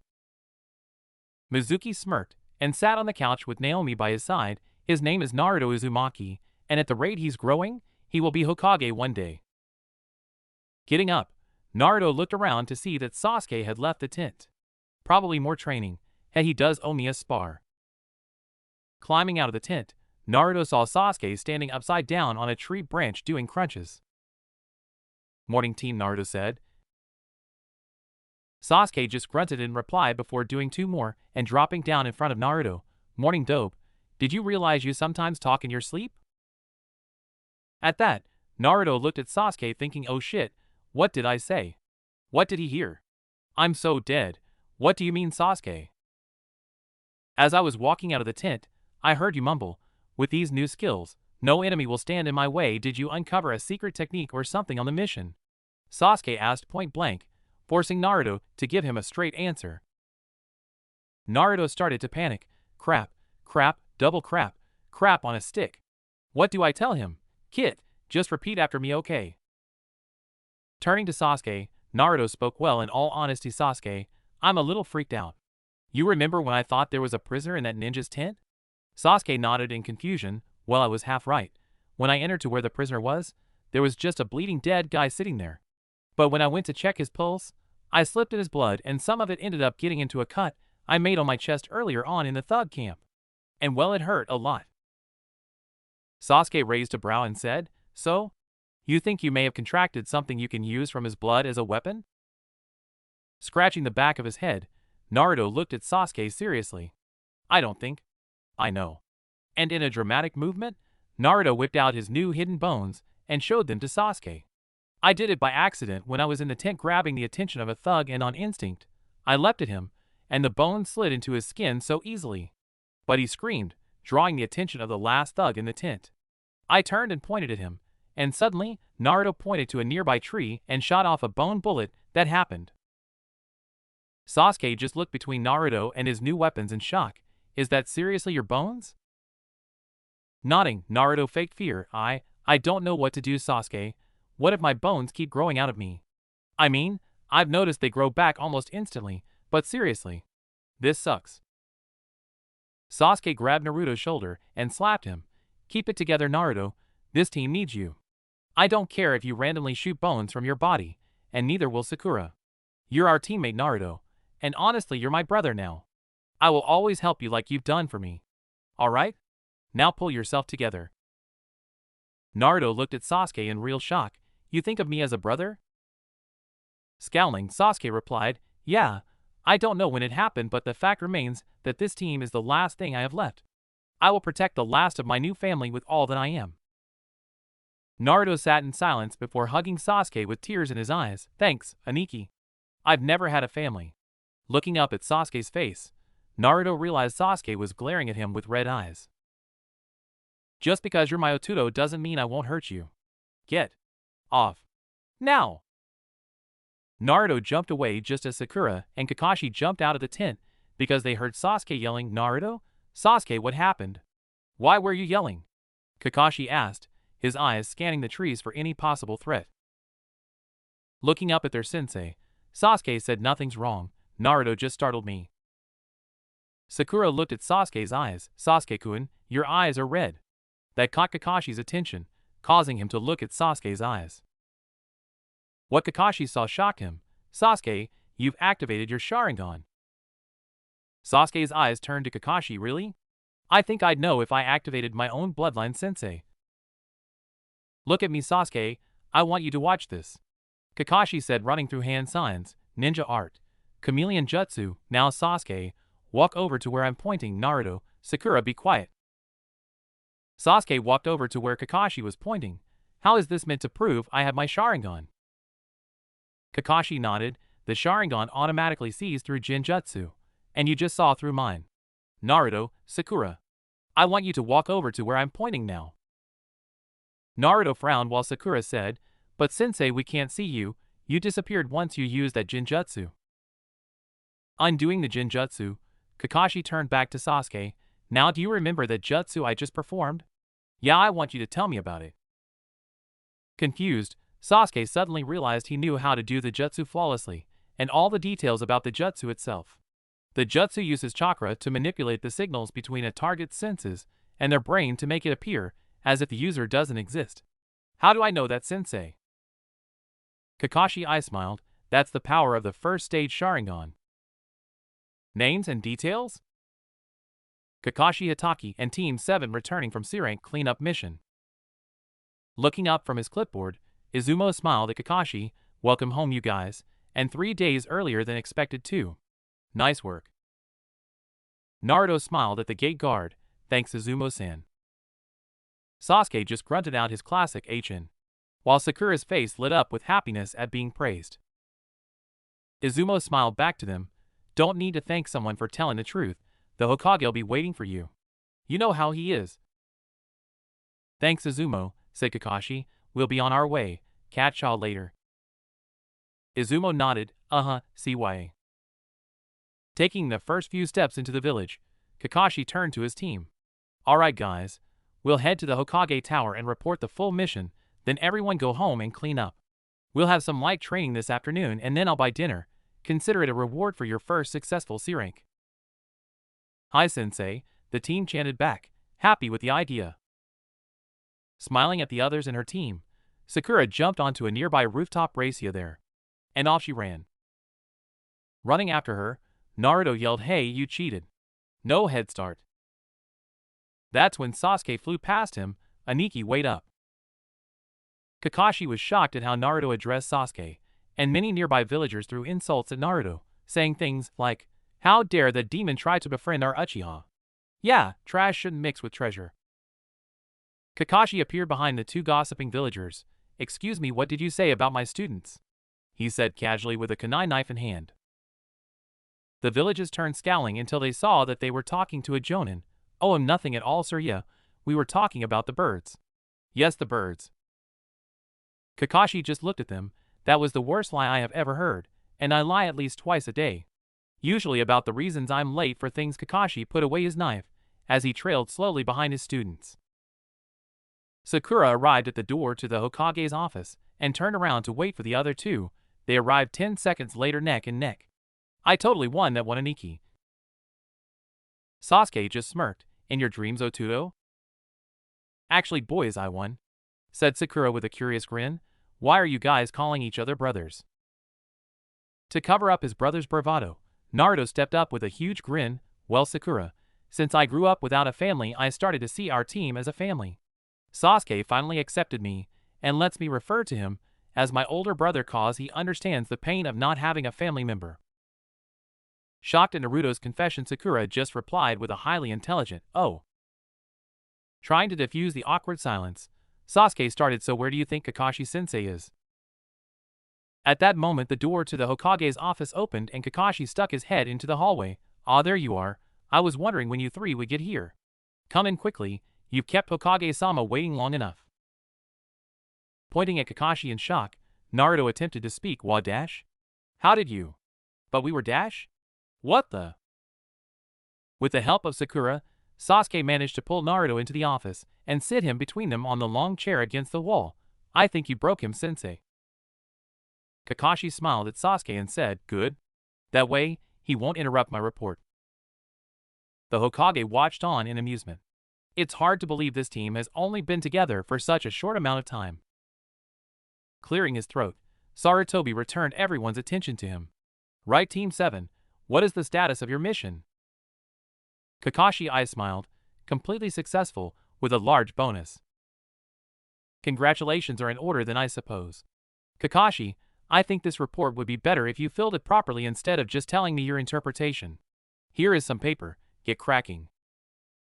Kakashi just looked at the paper with unblinking eyes. Are you sure, Hokage-sama? I could just tell you what happened." With a wizened smile, the Hokage waved at Kakashi. Sighing in defeat, Kakashi turned to his team. "Alright guys, meet up at our training grounds in 2 hours. Until then you're free, ciao." And Kakashi disappeared in a puff of smoke. Naruto turned to the Hokage. "Hey Gigi, can we talk to you for a second?"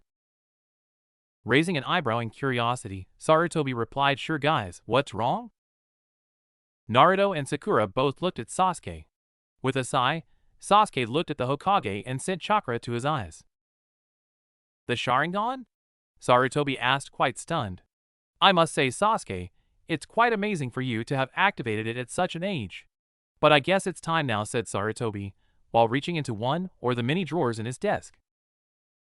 Sasuke frowned in confusion. "Time for what, Hokage-sama?" With an aged smile, the Hokage pulled out a scroll with the Uchiha symbol on it.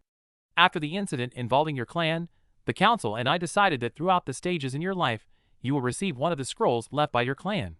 This one teaches about the visual jinjutsu used by your clan. Once you master these jinjutsu, your Sharingan should have increased into the 2nd stage.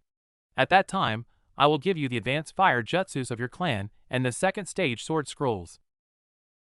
Looking at the scroll in shock, Sasuke thought hard. "Thank you, Hokage-sama, but when it comes to the sword style, could I swap it for the scrolls on tracking?" The Hokage looked at Sasuke in shock. "Tracking?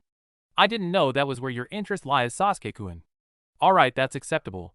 Master those visual jutsu, and I'll have the next scrolls ready for you." With a smirk, Sasuke bowed to Sarutobi. "Domo arigato, Hokage-sama."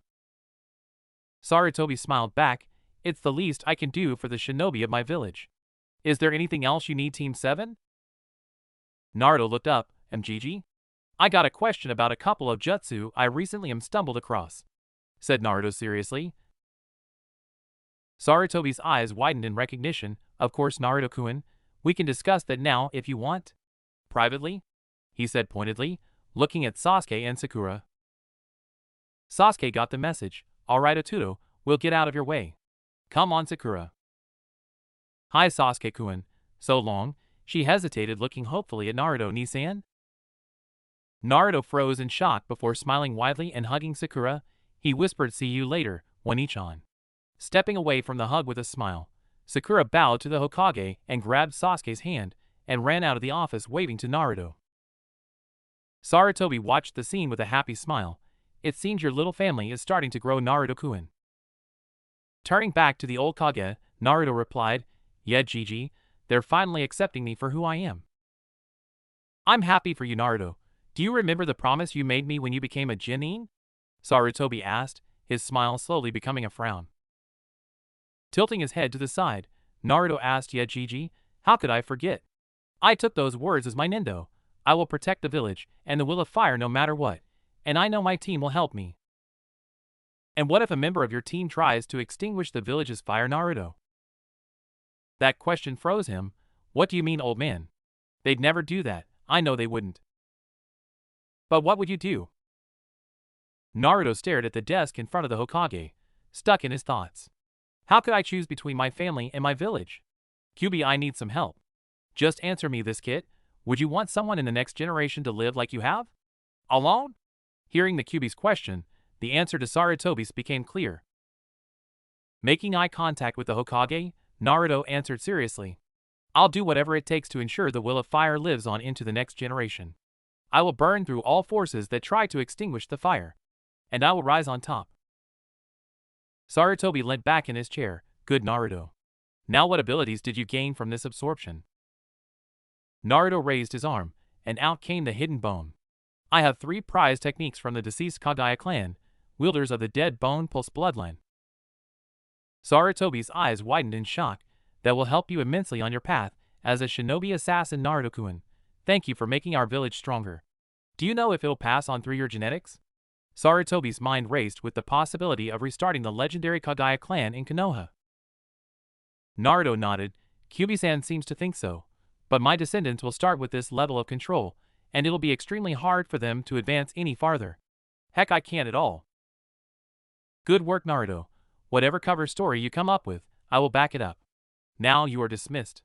Tell Kakashi at training tonight to come back tomorrow if he wants another C rank. Sarutobi spoke. Bowing, Naruto finished with Hi Hokage Gigi, see you tomorrow. Before diving through the floor of the Hokage's office with his jutsu. Locking the door of his apartment, Naruto starts walking to the designated meeting spot for the team only an hour late. Arriving at the scene, Naruto looks up to see Sasuke already waiting. Naruto raises his hand and is about to yell a greeting when a pink blur speeds past Sasuke and tackles Naruto to the ground in a massive hug. Wow, Nae-chan, are you getting faster? Naruto asked, taking deep breaths from the painful glomp. He looked down and saw Sakura's taped mouth and puffy eyes. She'd been crying recently. Nae-chan? Sasuke was the one to answer him. I told her about your condition, you know, with the bones. Looking at Naruto's face, she asked MFMHMMMHMFF? Helping Sakura back up onto her feet, Naruto taped her mouth shut. Yeah, it hurts a little, but I'm getting used to it. And besides, it's nowhere near as painful as Irika-sensei's history lectures. Even with the tape on, the boys could see Sakura's smile reach her eyes. MMFMHM? Yes, really? Actually, I wanted to tell you guys about the Hokage's theory on how this happened, said Naruto, remembering the story he and Kyuubi fabricated during the small break. Appearing in a puff of smoke, Kakashi started, that sounds like it would be a good idea, Naruto. In fact, we will go around the group and discuss how you each think the second part of the mission went, starting with you, Naruto. Hi, Sensei, Naruto said with a nod. Well, my part in the mission went pretty much exactly as I planned up until I replaced someone who held some power inside the group. Then it got pretty interesting. Naruto thought back to the mission and recalled his cover-up version.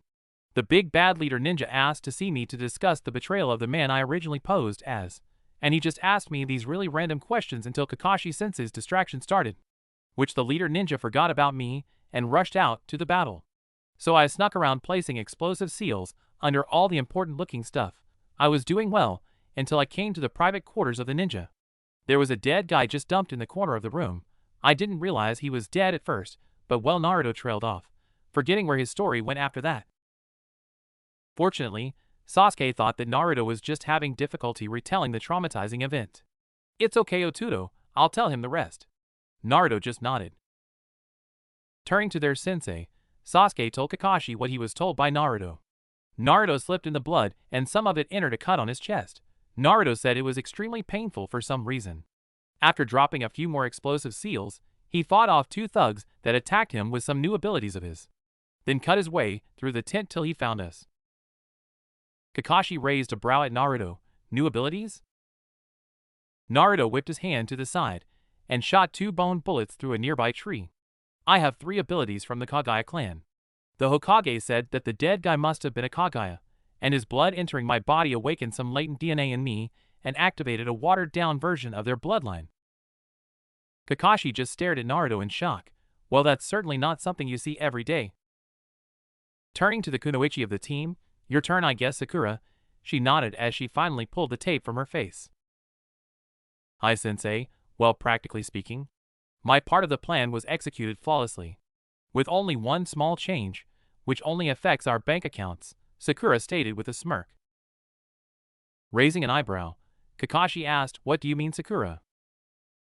Whipping out the sealing capsule Naruto had let her use on the mission, Sakura unsealed 4 full bars of gold.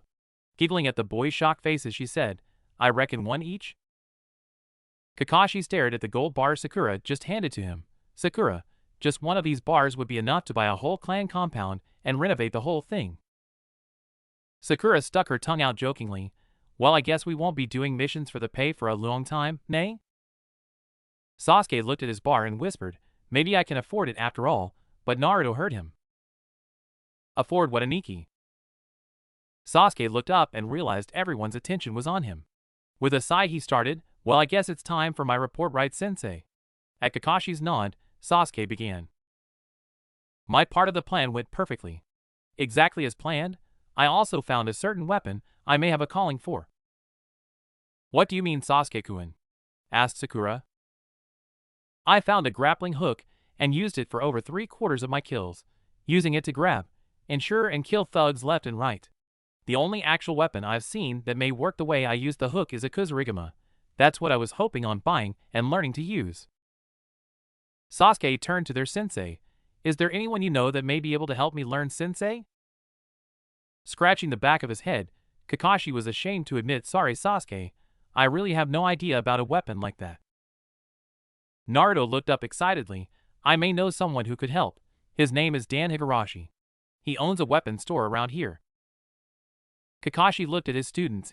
Maybe instead of training, Naruto could take us to this weapons store, and we can hopefully help out Sasuke. And maybe even find a weapon for Sakura." Sasuke's eyes sparkled in excitement. "Let's go, lead the way, Otudo."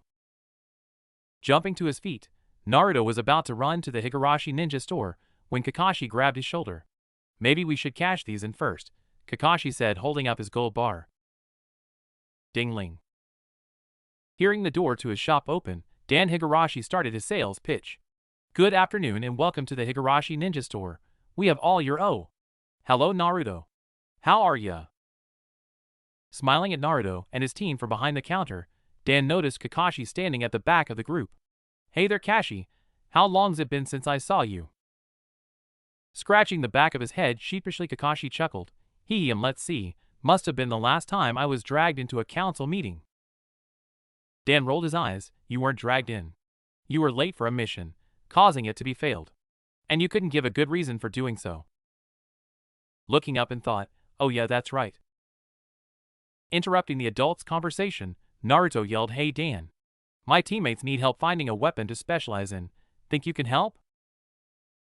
Dan took stock of the two genin. "Of course I can, and since they're your teammates I think I can give you a discount.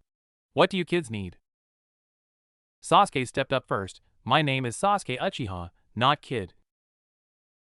Dan brow raised. "The last Uchiha? You've come to the right place." Seeing Sasuke's confused place, Dan explained, "When you clan was shall he say reduced in number? Yeah, well, many of their kata scrolls become public domain. This seemed like a prize for your average non-clan ninja, but the problem was that no one could use them efficiently without the Sharingan, so people started selling them. And well, I'm a bit of a collector." He gestured to the large rack on his left and waved Sasuke over. Sasuke was in awe at how many of the scrolls had the Uchiha clan fan on them. "These were all from my family." Grinning down at Sasuke, Dan said, "Yeah, I was actually a close friend of your uncle's. He was an odd one, but he wrote most of these scrolls. You see, he was a ninja tool specialist." Sasuke looked up at Dan in shock. "Uncle Shozatsu was a ninja tool specialist?" "Sure was." Sasuke tried to remember his deceased uncle, but other than the fact he was a very serious man, Sasuke couldn't recall that much. Seeing the look of loss on Sasuke's face, Dan patted his shoulder to get Sasuke's attention. "You know, if you ever want to hear about him, feel free to come by. I'll be glad to share some of my memories with you." Sasuke suddenly felt a small weight float off of his shoulders. "Arigato, Higurashi-san." Letting out a boom of a laugh, Dan exclaimed, "Higurashi-san? Haha, you sound just like your Uncle Oswell. Please just call me Dan."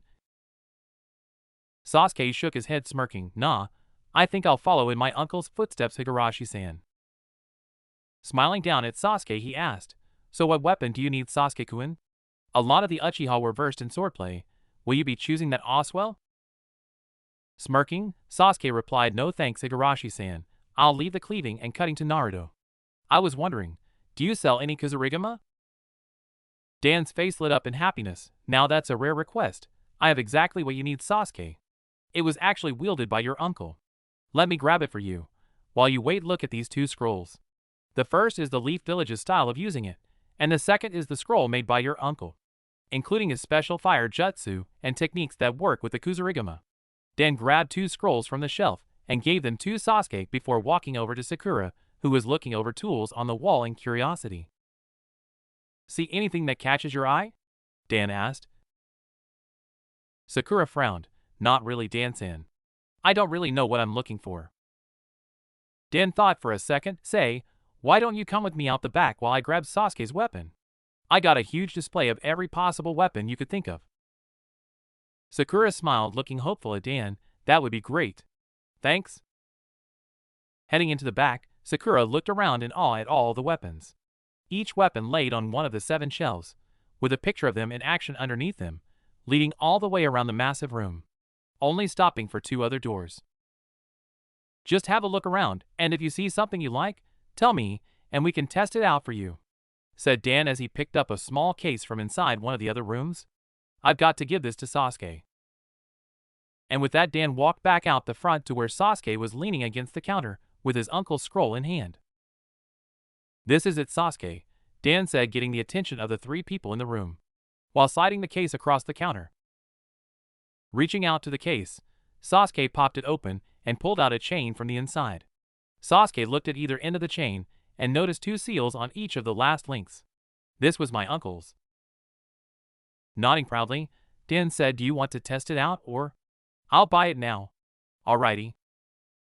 Handing over a large wad of cash to Dan, he asked, "I assume the seals are storing either end of the weapon?" Dan winked while handing Sasuke his change and a piece of paper. "You got it. Here's some notes show had on the seals used on this baby. Trust me, it can do much more than you think." Reading the piece of paper, Sasuke grabbed one end of the chain and pressed it to his chest. Glowing for a second with chakra, the chain suddenly wrapped itself around Sasuke's torso over his left shoulder and around to his right hip. Picking up his scrolls, Sasuke bowed deeply to Dan. "Arigato, Higurashi-san." Dan was about to reply when they all heard Sakura's yell of, "These are perfect." They turned to see Sakura running out of the room with new red bracelets on her forearms and on her biceps. On each of her pointer fingers was a little red ring. "Dan-san, can I purchase these?"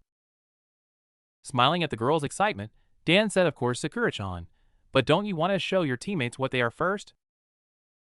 Nodding quickly, Sakura held her arms out to the side and set chakra into each new accessory.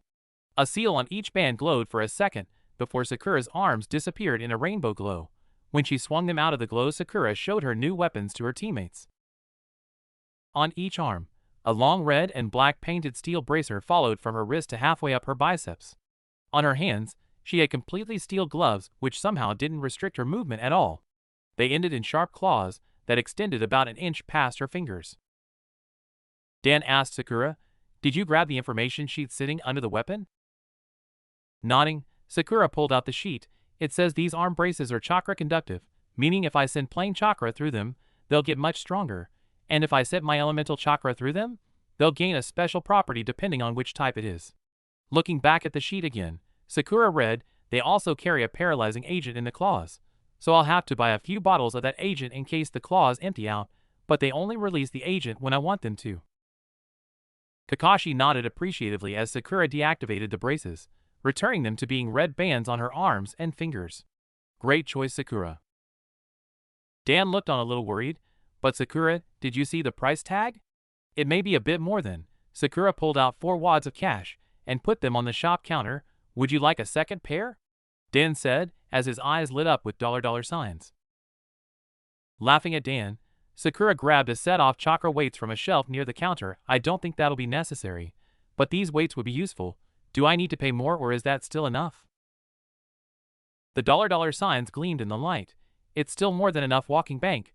I mean, Sakura-chan," Dan said, grinning oddly at her. Backing away slightly, Sakura said, keep the change then. Laughing at Sakura and Dan's interaction, the boys of Team 7 started dragging their sensei out the door. Thanks a lot, Dan. We'll come back again soon, okay? Maybe I'll bring more friends next time. The dollar signs grew larger. Great idea, Naruto. Bring all your rich friends here. Sakura followed the boys out, closing the door behind her. Arigato, Dan-san. We'll see you later. And off they went. Sitting down and staring at the 4 huge wads of cash in front of him, Dan grabbed the top one and started flicking through, counting out the cash with a huge grin on his face. Thank the Lord for little ninjas and their growing need for weapons. Alright guys, did you want to stay in the village for a while and do D ranks? Or ask Hokage-sama for a C rank?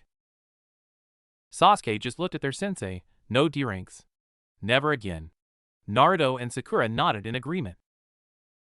Sweat dropping at his students, Kakashi said, I'm okay. Well, we could grab one tomorrow morning. That way we can go over the mission setup, plan for what's gonna happen, and leave in the afternoon. Naruto smiled up at Kakashi. Or you could go grab the mission straight from the Hokage himself right now, and meet up with us for dinner at Ichiraku's. Sakura thumped Naruto on the head. Nibaka. We're not going to Ichiraku's again. Sasuke looked up at his sensei. But Otuto has a good idea about the mission. We'll wait here for you, sensei. Go grab one. Quick! Kakashi sighed. You all want a mission so soon? They nodded. Alright, fine. I'll meet you guys in the Falling Leaf. It's just a few blocks over, and it's a pretty decent place. Also, I think it is ramen to the Falling Leaf.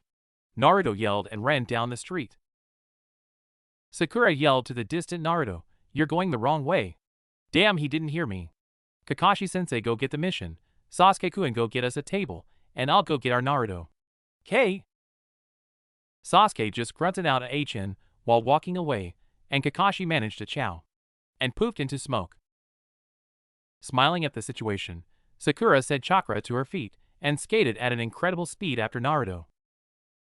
With Kakashi appearing at the mission hall in his signature puff of smoke, Kakashi realized the active missions were closed for the day and everyone was packing up. Ah, Kakashi, what brings you here so late? Turning, Kakashi saw the Hokage, who was getting ready to leave for his office. Ah, Hokage-sama, my team wanted me to grab tomorrow's mission tonight, so that we can discuss plans and tactics before heading out tomorrow.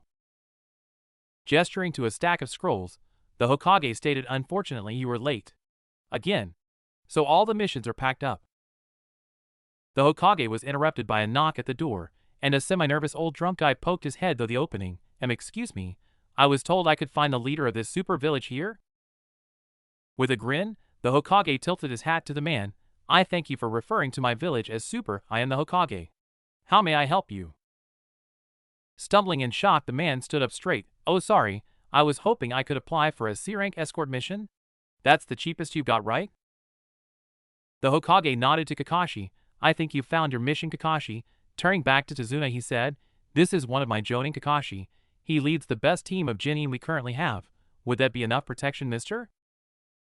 Smiling, the man said to Tazuna, the bridge builder. And I think a Jonin and his squad would be super. I smiling to Tazuna, Kakashi said, well, Tazuna-san, tell me where we're going, and when you want to go, and we'll be ready to head off. Grinning at the thought of a full squad of battle-hardened ninja, Tazuna said first thing in the morning would be super. We'll be heading to the land of waves, so I can build my bridge. Can you look after me until I'm done? Nodding, Kakashi answered, of course, Tazuna-san. We will see you at the main gate at 7 a.m. Not a moment later. The Hokage turned to Kakashi, and if anyone is late, I'll see to it that their favorite book is set on fire. Right, Kakashi? Gulping, Kakashi replied. Oh, of course, Hokage-sama, seems fair. Now if you'll excuse me, I have a team to track down and inform them of the mission tomorrow. Jaw. And off he poofed. With Sasuke wailing up to the maitre d' of the Falling Leaf, Sasuke asked, A table for me and my team? Recognizing Sasuke as the last Uchiha, the man nodded straight away with a smile on his face. Of course, Sasuke-sama, right this way. Rolling his eyes at the Sama, Sasuke followed the man to booth next to a window facing the Hokage monument. Thanks. A waiter approached the table. Can I get you something to drink while you wait for these teammates of yours, Sasuke-sama? Just some water will do for now, with the order placed.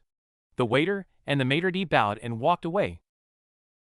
Without the distraction, Sasuke looked out the window and thought, I know I vowed to avenge my clan, but the only way to do so without my team would be to steal others' strengths with my Sharingan. I won't do that. I won't steal from my comrades. Having a small epiphany, Sasuke thought, I wonder when my teammates became special to me? I used to just think of them as tools to help with my cause, but now, I can't imagine my life without them. They're my new family. At his Sasuke let a real smile appear on his face. Making a decision, Sasuke vowed. Screw Itachi, I have a new Nindo. I will protect my family. I will help them progress through life. Hopefully they will return the favor when it comes to Itachi, but they are the most important thing. I will never risk their safety. Sasuke's thought was interrupted by a ruckus at the entrance to the establishment. Turning to see what was going on, Sasuke turned livid. With Sakura and Naruto. The house is full, we don't serve demons. The maitre d' said, scowling at Naruto. Sakura was about to punch the guy in the face when Naruto stopped her, shaking his head. Sorry, I'll be going then. Sakura Nachon, go and sit with Aniki. I'll just go home, I got some food there. Sakura looked at Naruto in shock, while the maitre d' sneered at him. That's right, demon. Get out of here. The man suddenly fell forward, with Sasuke standing with a foot on his back. Everyone in the restaurant stopped what they were doing and stared in shock at him. Sasuke's waiter ran over to him. Sasuke-sama, what are you doing? Sasuke ignored the waiter and looked at Naruto's shocked but scared face. I will protect my family. Even I don't know why he's treated like this. I will protect him from the pain. I want everyone to listen to me now. The staff, customers, and even some people outside looked on in shock at the quiet Sasuke raising his voice. Sasuke stepped off of the maitre d' and walked to stand in front of Naruto. Placing his hand on Naruto's shoulder, Sasuke looked around the establishment. My name is Sasuke Uchiha. You treat my teammate like scum for some unknown reason. Well, I've had enough. The nearby staff stepped away in shock. I don't care what the reason is. I don't care what he's done or what you believe him to be. If you dare treat Naruto Uzumaki, my Otuto, the way you have been, you will find yourself buried in so much shit you won't be able to breathe. Sasuke's waiter stuttered, but he's the demon. Wham! Sasuke appeared in front of the waiter, with his fist buried in the dry wall next to the waiter's head. Care to repeat that? The man dropped the water he had been holding for Sasuke in fear. Sakura walked up to Sasuke, who was crying in rage, glaring at the man in front of him. Come on, Sasuke-kun, let's go, she said, pulling Sasuke's bleeding fist and leading him over to a crying Naruto. She led the two out of the restaurant before turning back to all the people staring at her. With a dark sneer, Sakura looked at all of them. What he said, she paused, activating her right arm gauntlet, causing everyone nearby to step back in fear. Goes double for me. And with that, Sakura turned and walked out while punching the door off of its hinges. Back with Kakashi. Kakashi appeared in his classic poof of smoke and was about to walk into the falling leaf when the door suddenly flew off its hinges and down the street. He watched on in shock as Sakura stormed off down the street, deactivating one of her gauntlets. Oh my, that can't be good. Kakashi looked at where Sakura was heading to see a crying Naruto with Sasuke patting on the back while glaring at everyone that looked at them. Holy log, what happened? Kakashi pooped next to Naruto and Sasuke just as Sakura arrived next to them.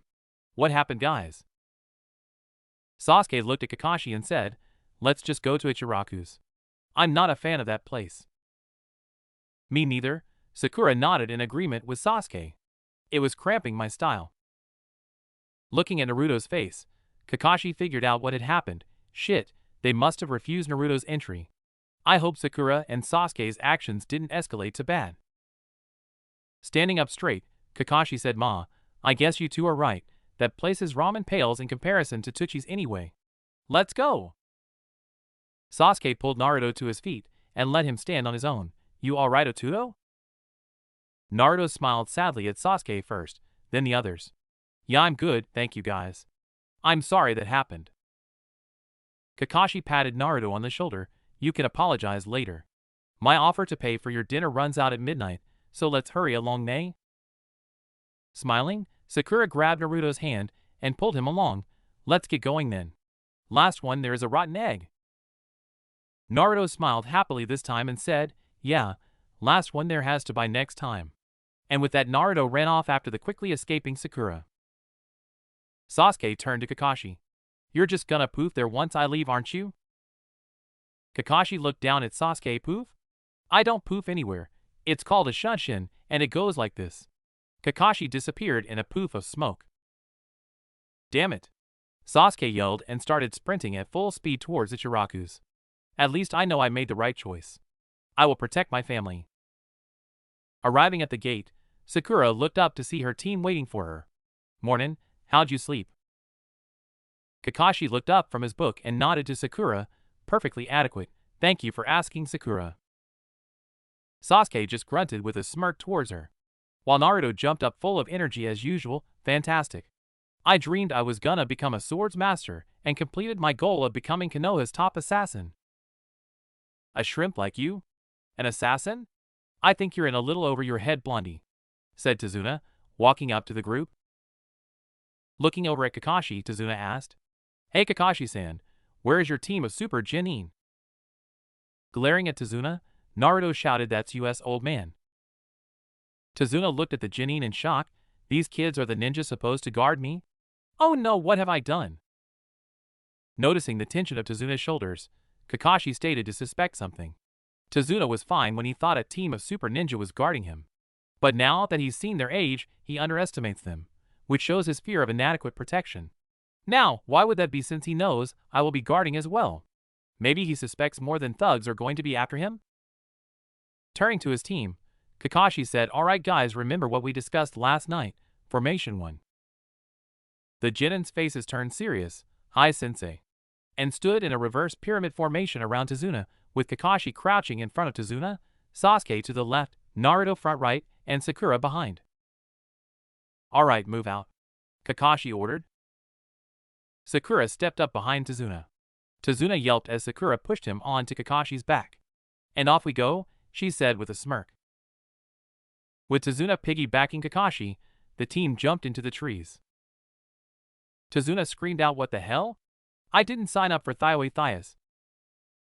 Landing in a clearing, the team set about scanning the vicinity for threats. Kakashi set Tazuna down on the ground. I hope we didn't scare you too much, Tazuna-san. It's just that traveling at this speed. We should be near your home by midday tomorrow, if nothing impedes our progress. Sitting down on a nearby log, a pale Tazuna mumbled out. You ninja are crazy. If I hadn't fainted every time I woke up until like half an hour ago, I'd have been super freaked out the whole way here. I smiling at Tazuna. Just take deep breaths, Tazuna-san. We'll set up an early dinner, so why don't you relax? Walking back into the clearing, Naruto said, Clear. Sasuke and Sakura entered from their points at the same time. Clear over here as well, Sensei. Sasuke just grunted a confirmation. Alright, Sakura, could you get started on boiling some water? Sasuke, help with the fire, and set up what Sakura tells you to. She knows what she's doing, and after the last time you or Naruto cooked well, let's just say I don't like food poisoning. Blushing at the praise from her sensei, Sakura let out a Hi Sensei. Sasuke, could you grab some wood? Sasuke grunted again and starting towards the tree. Tazuna watched Sasuke as he approached the tree. What's that kid doing? How's he gonna cut off a few branches without a ladder or axe? Tazuna gasped in shock when Sasuke started to walk up the tree. How's he doing that? Some kinda trick? Kakashi sat next to him. Not just a basic chakra control exercise, a basic ninja skill. Tazuna still looked on in awe until Sasuke disappeared into the branches above. He was then distracted by what Kakashi said next. Hey Naruto, can you go get us one of those wild boars we passed earlier? With a quick nod, Naruto replied Hi Sensei, and started taking off his travel gear. Tazuna turned to Naruto. Kid, how are you gonna manage to take down a wild boar? They're super dangerous. Naruto looked at Tazuna and extended out the hidden bone in his left arm. I got my ways, old man. And he leapt into the trees, heading back the way they came. At that moment, Tazuna decided that the boys on this squad were crazy. At least the girl seemed rather normal. Turning back to Sakura to try and get some normalcy, he was shocked when he saw her cutting vegetables with the sharp claws of a blood red and jet black gauntlet. I give up. All ninja are crazy. Maybe a little, but we get the job done, Kakashi said to Tazuna with an ice smile. Not 2 minutes later, the two heard a loud crack and looked up. Falling through the trees was 3 small branches about the size of a fully grown person. They landed in a perfect pile next to Sakura, who didn't even flinch. About time, Sasuke-kun, I need that fire going now. Landing opposite Sakura, Sasuke said, sorry for the delay, I had to find the perfect branches, otherwise I'll need to create a full fire pit, and we just don't have the time for that. Sasuke picked a branch and threw it into the air above Sakura. Catch! Sakura just smirked and disappeared in a red blur that flew past the log 4 times in a second before sitting back where she was and started to fill a pot that she recently unsealed with water from her canteen. Smirking at Sakura's nonchalant attitude, Sasuke ran through a set of hand signs. Fire style, ember. He muttered and spat a small fireball at the pile of logs the branch had become, setting them ablaze in seconds. After that, Sasuke unsealed a metal grate on 3 legs and set it over the fire. It's ready, Sakura. Sakura nodded while throwing the chopped veggies in the now filled pot and set it above the fire to cook. Now we just need Naruto to come back with that boar, Sakura said to Sasuke with a smile. Sasuke couldn't help it. He smirked back to her, watching her face glow in the firelight. She really is quite beautiful. His thoughts were interrupted by a grunt of effort. The 4 in the clearing looked over to Naruto as he entered with a boar that was twice the size of him over his shoulders. This enough, sensei? He grunted as he dropped it in front of Sakura. Kakashi sighed at Naruto, while Tazuna stared wide-eyed at the boar. Naruto will only be here for 2 meals. We didn't need such a large kill. Naruto shrugged. Big deal. Sakura can seal the meat in that time-lock seal she bought from Dansan.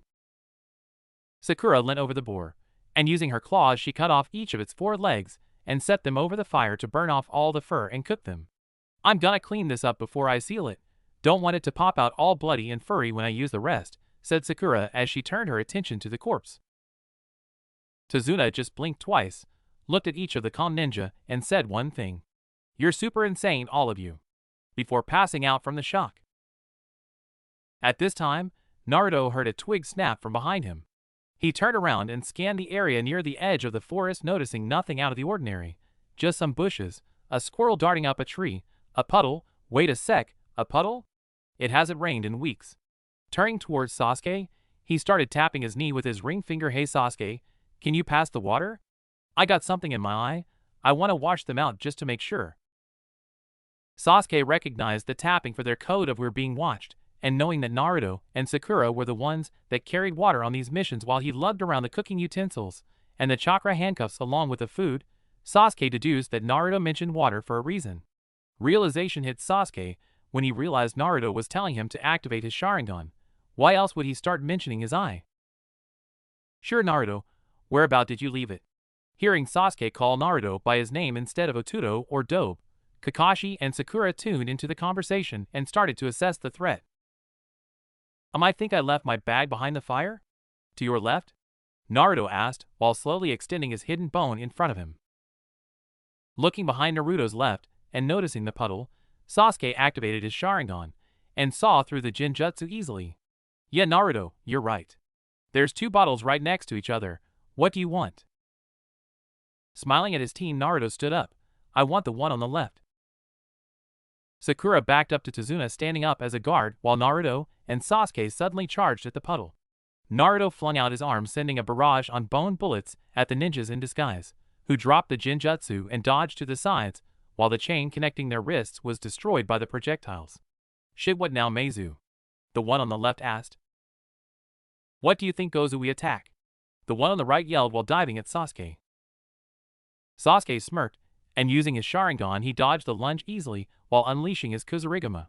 At one end a foot-long scythe blade appeared from its seal, while on the end at Sasuke's feet, a ball weight appeared. Spinning the chain expertly, Sasuke threw the scythe at Gozu, stabbing him through the shoulder. Screaming in pain, Gozu made a lunge at Sakura and Tazuna. But before he could get close, Sasuke pulled back on the chain, wrenching Gozu from the ground, and was wrapped up in the chain. Gozu looked up groggily just in time to see the iron ball flying at his face. Crunch. The ball crushed Gozu's nose and teeth while knocking him out painfully. bringing the battle to an end. When Meizu charged at Naruto, he pulled his arm back, aiming for a stab at Naruto's chest, believing himself to be faster than a mere genin. Unfortunately, he was wrong. Naruto barely slid under the strike, with his bone blade flashing upwards past Meizu. In the one step between Meizu's strike and Naruto's slide, Naruto had slashed at Meizu.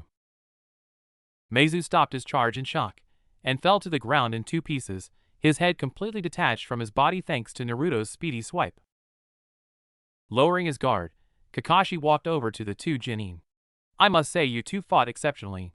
Sasuke, you managed to capture your ninja just like a hunter nin would, and Naruto, you finished it in one move like a true assassin.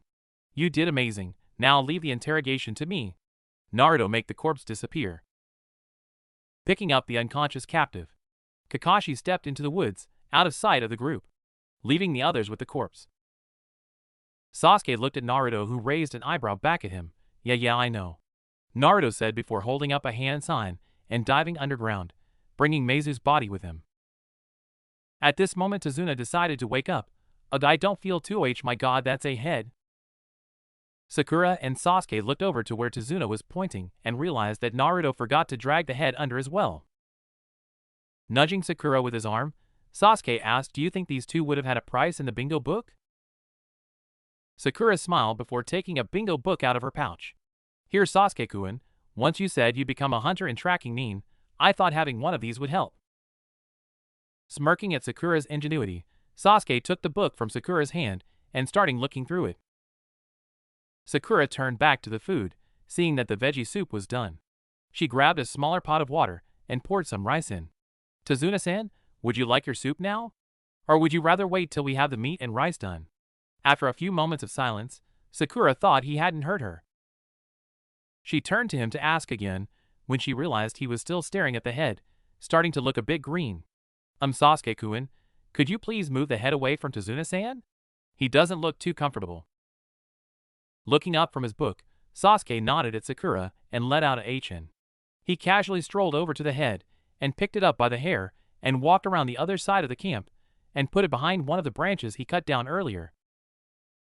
Naruto popped up next to Sasuke, taking care of guys. Now where's the grub? I'm starving. Sakura frowned at Naruto. Naruto and we should at least wait for Kakashi-sensei. Besides, Tazuna-san doesn't seem to feel like eating yet anyway. Naruto was about to retort when Kakashi walked into the clearing, pulling his headband down over his left eye. Well, I got what I need. Tell me, Tazuna-san. Who is Gato, and why does he want you dead? That one simple question made Tazuna nervous. I'm sorry, don't know him. Ask later.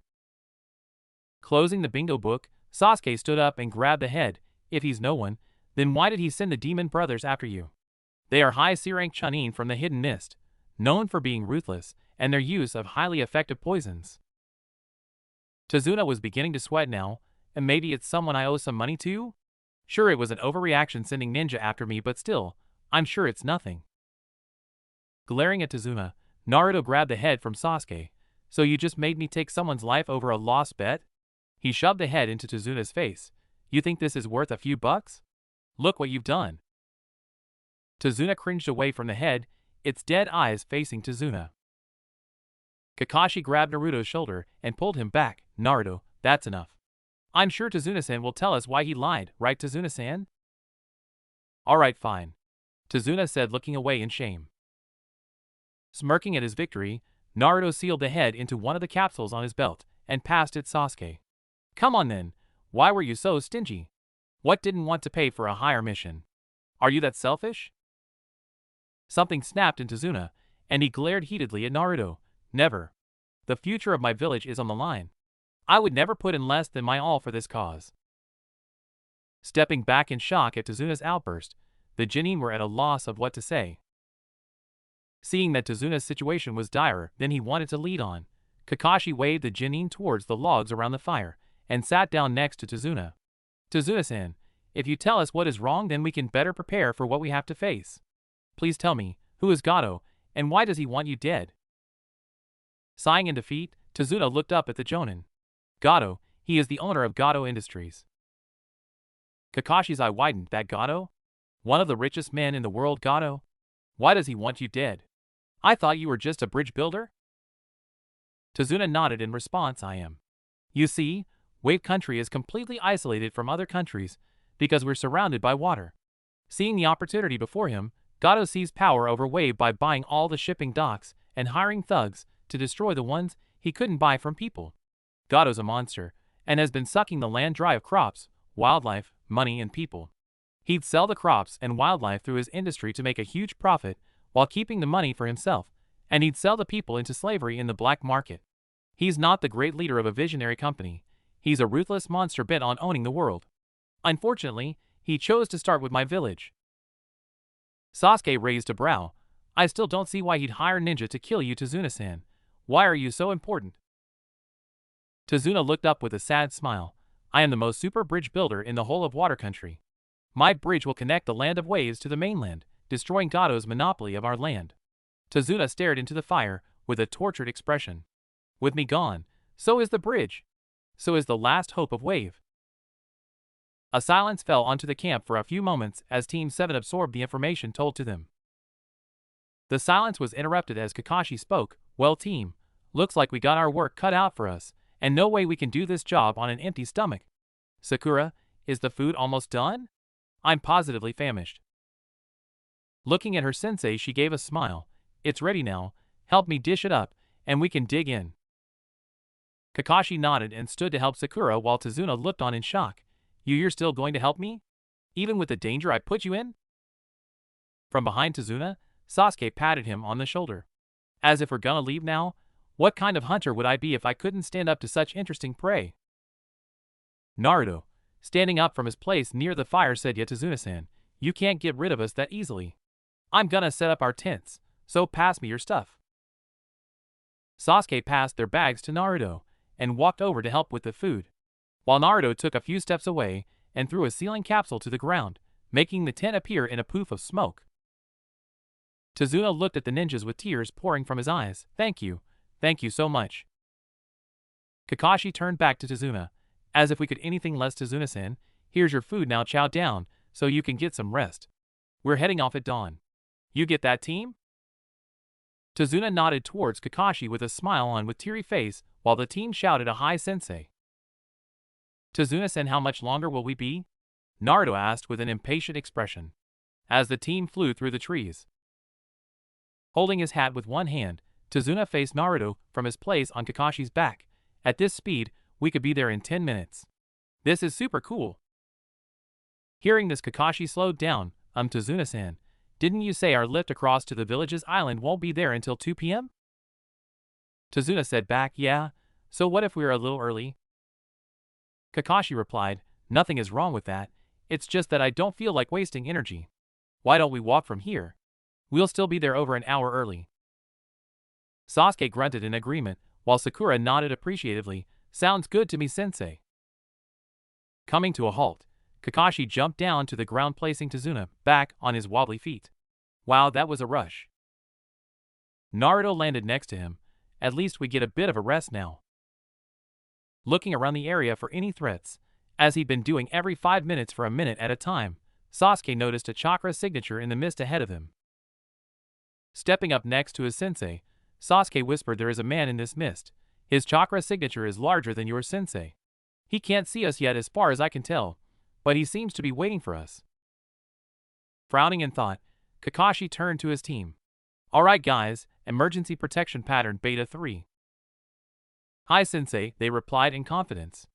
Naruto grabbed Tazuna's arm while Kakashi created 2 shadow clones. Naruto smirked at Tazuna's confused face. Take a deep breath and close your eyes. Zabuza looked down from his vantage point among the trees. A squad of Genin? This shouldn't be too hard. Then again, the Jonin looks familiar. Zabuza let the Konoha team walk right by underneath him and walk about 20 meters ahead before he jumped down from his perch. Time to get started, he thought, pulling the huge blade off of his back. Be on guard, guys, and follow any order I give you straight away. Hi Sensei, Sasuke and Sakura said to Kakashi, while Kakashi's 2 shadow clones that had transformed into Naruto and Tazuna look-alikes just continued onwards without reacting. Kakashi closed his eyes and listened for movement. After a few seconds, he heard a quiet grunt and then something flying through the air towards them. Get down. The team dove to the ground, barely avoiding the massive blade that flew over their heads. It slammed into a tree where moments before Zabuza appeared standing on the handle of the blade. Kakashi squinted his eye as he looked at Zabuza. Shit, that's Zabuza Momochi. I may not be able to come out of this one unscathed. Hello Zabuza, I'm guessing Gato sent you to delay us? He said while grasping the left side of his headband. Seeing the Jonin's movement, Zabuza recognized who he was: Kakashi Hatake, high A-rank shinobi, known as the Copy Ninja. This'll be fun, Zabuza said while turning to face the team, still standing on his sword. Kakashi smirked, though you couldn't see it behind his mask. Actually, I think you're in for a bit more than you bargained for. Just as Kakashi finished his sentence, a 4-bone bullet was shot straight through Zabuza's right thigh, causing him to fall from his sword and to the ground. Shit, Zabuza said, looking behind him to see an orange and black-clad Naruto sticking halfway out of the ground with his fingers pointing at him. Nice shot, Naruto. With less mobility, I can take him down much easier, Kakashi said, pulling up his headband, revealing a full-matured Sharingan. Zabuza scowled from behind his bandages. Turning, he launched a kick at Naruto, who only got a glancing blow to the top of his head because he sunk back into the ground. Pissed off at being caught off guard by a Genin, Zabuza turned to look back at the full team. As he watched, Kakashi's shadow clone that was disguised as Naruto disappeared into smoke. Fuck, I can't believe this turned bad so quickly. Kakashi, seeing his opportunity to end the battle, quickly dashed at Zabuza as Zabuza began hand signs while jumping onto his good leg. Seeing with his Sharingan, Kakashi easily saw that Zabuza was planning to summon water clones to aid him, so Kakashi prepared a counter. Zabuza glared at Kakashi, water style. Water clone jutsu, he yelled, summoning 2 clones to intercept Kakashi while he grabbed his sword. To his shock, the first clone disappeared seconds after it was summoned due to a bone bullet through its head, and the second clone didn't last long against Kakashi. Zabuza tried to lure Kakashi into a trap by jumping onto the nearby lake. Come on then, Lee scum, he said, glaring at Kakashi. Being overconfident in both himself and his students, Kakashi leapt onto the water in front of Zabuza and pulled a kunai. Let's finish this, Zabuza. With that said, Kakashi lunged at Zabuza and Zabuza swung his sword downward to intercept Kakashi's lunge. The sword was blocked by Kakashi, but the force of the swing pushed him underwater. Gotcha, Zabuza yelled while reaching into the water with his free hand, water style, water prison jutsu. Kakashi was suddenly unable to move in the water that pressurized around him. Shit, I'm caught. What should I do?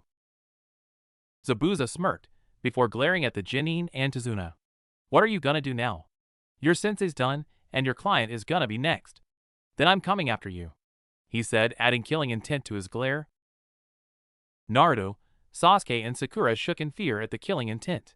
But realizing that their next actions as a team could save their sensei's life, Naruto forced through the fear and yelled, those that abandon the mission are trash, but those that abandon their comrades are worse than trash.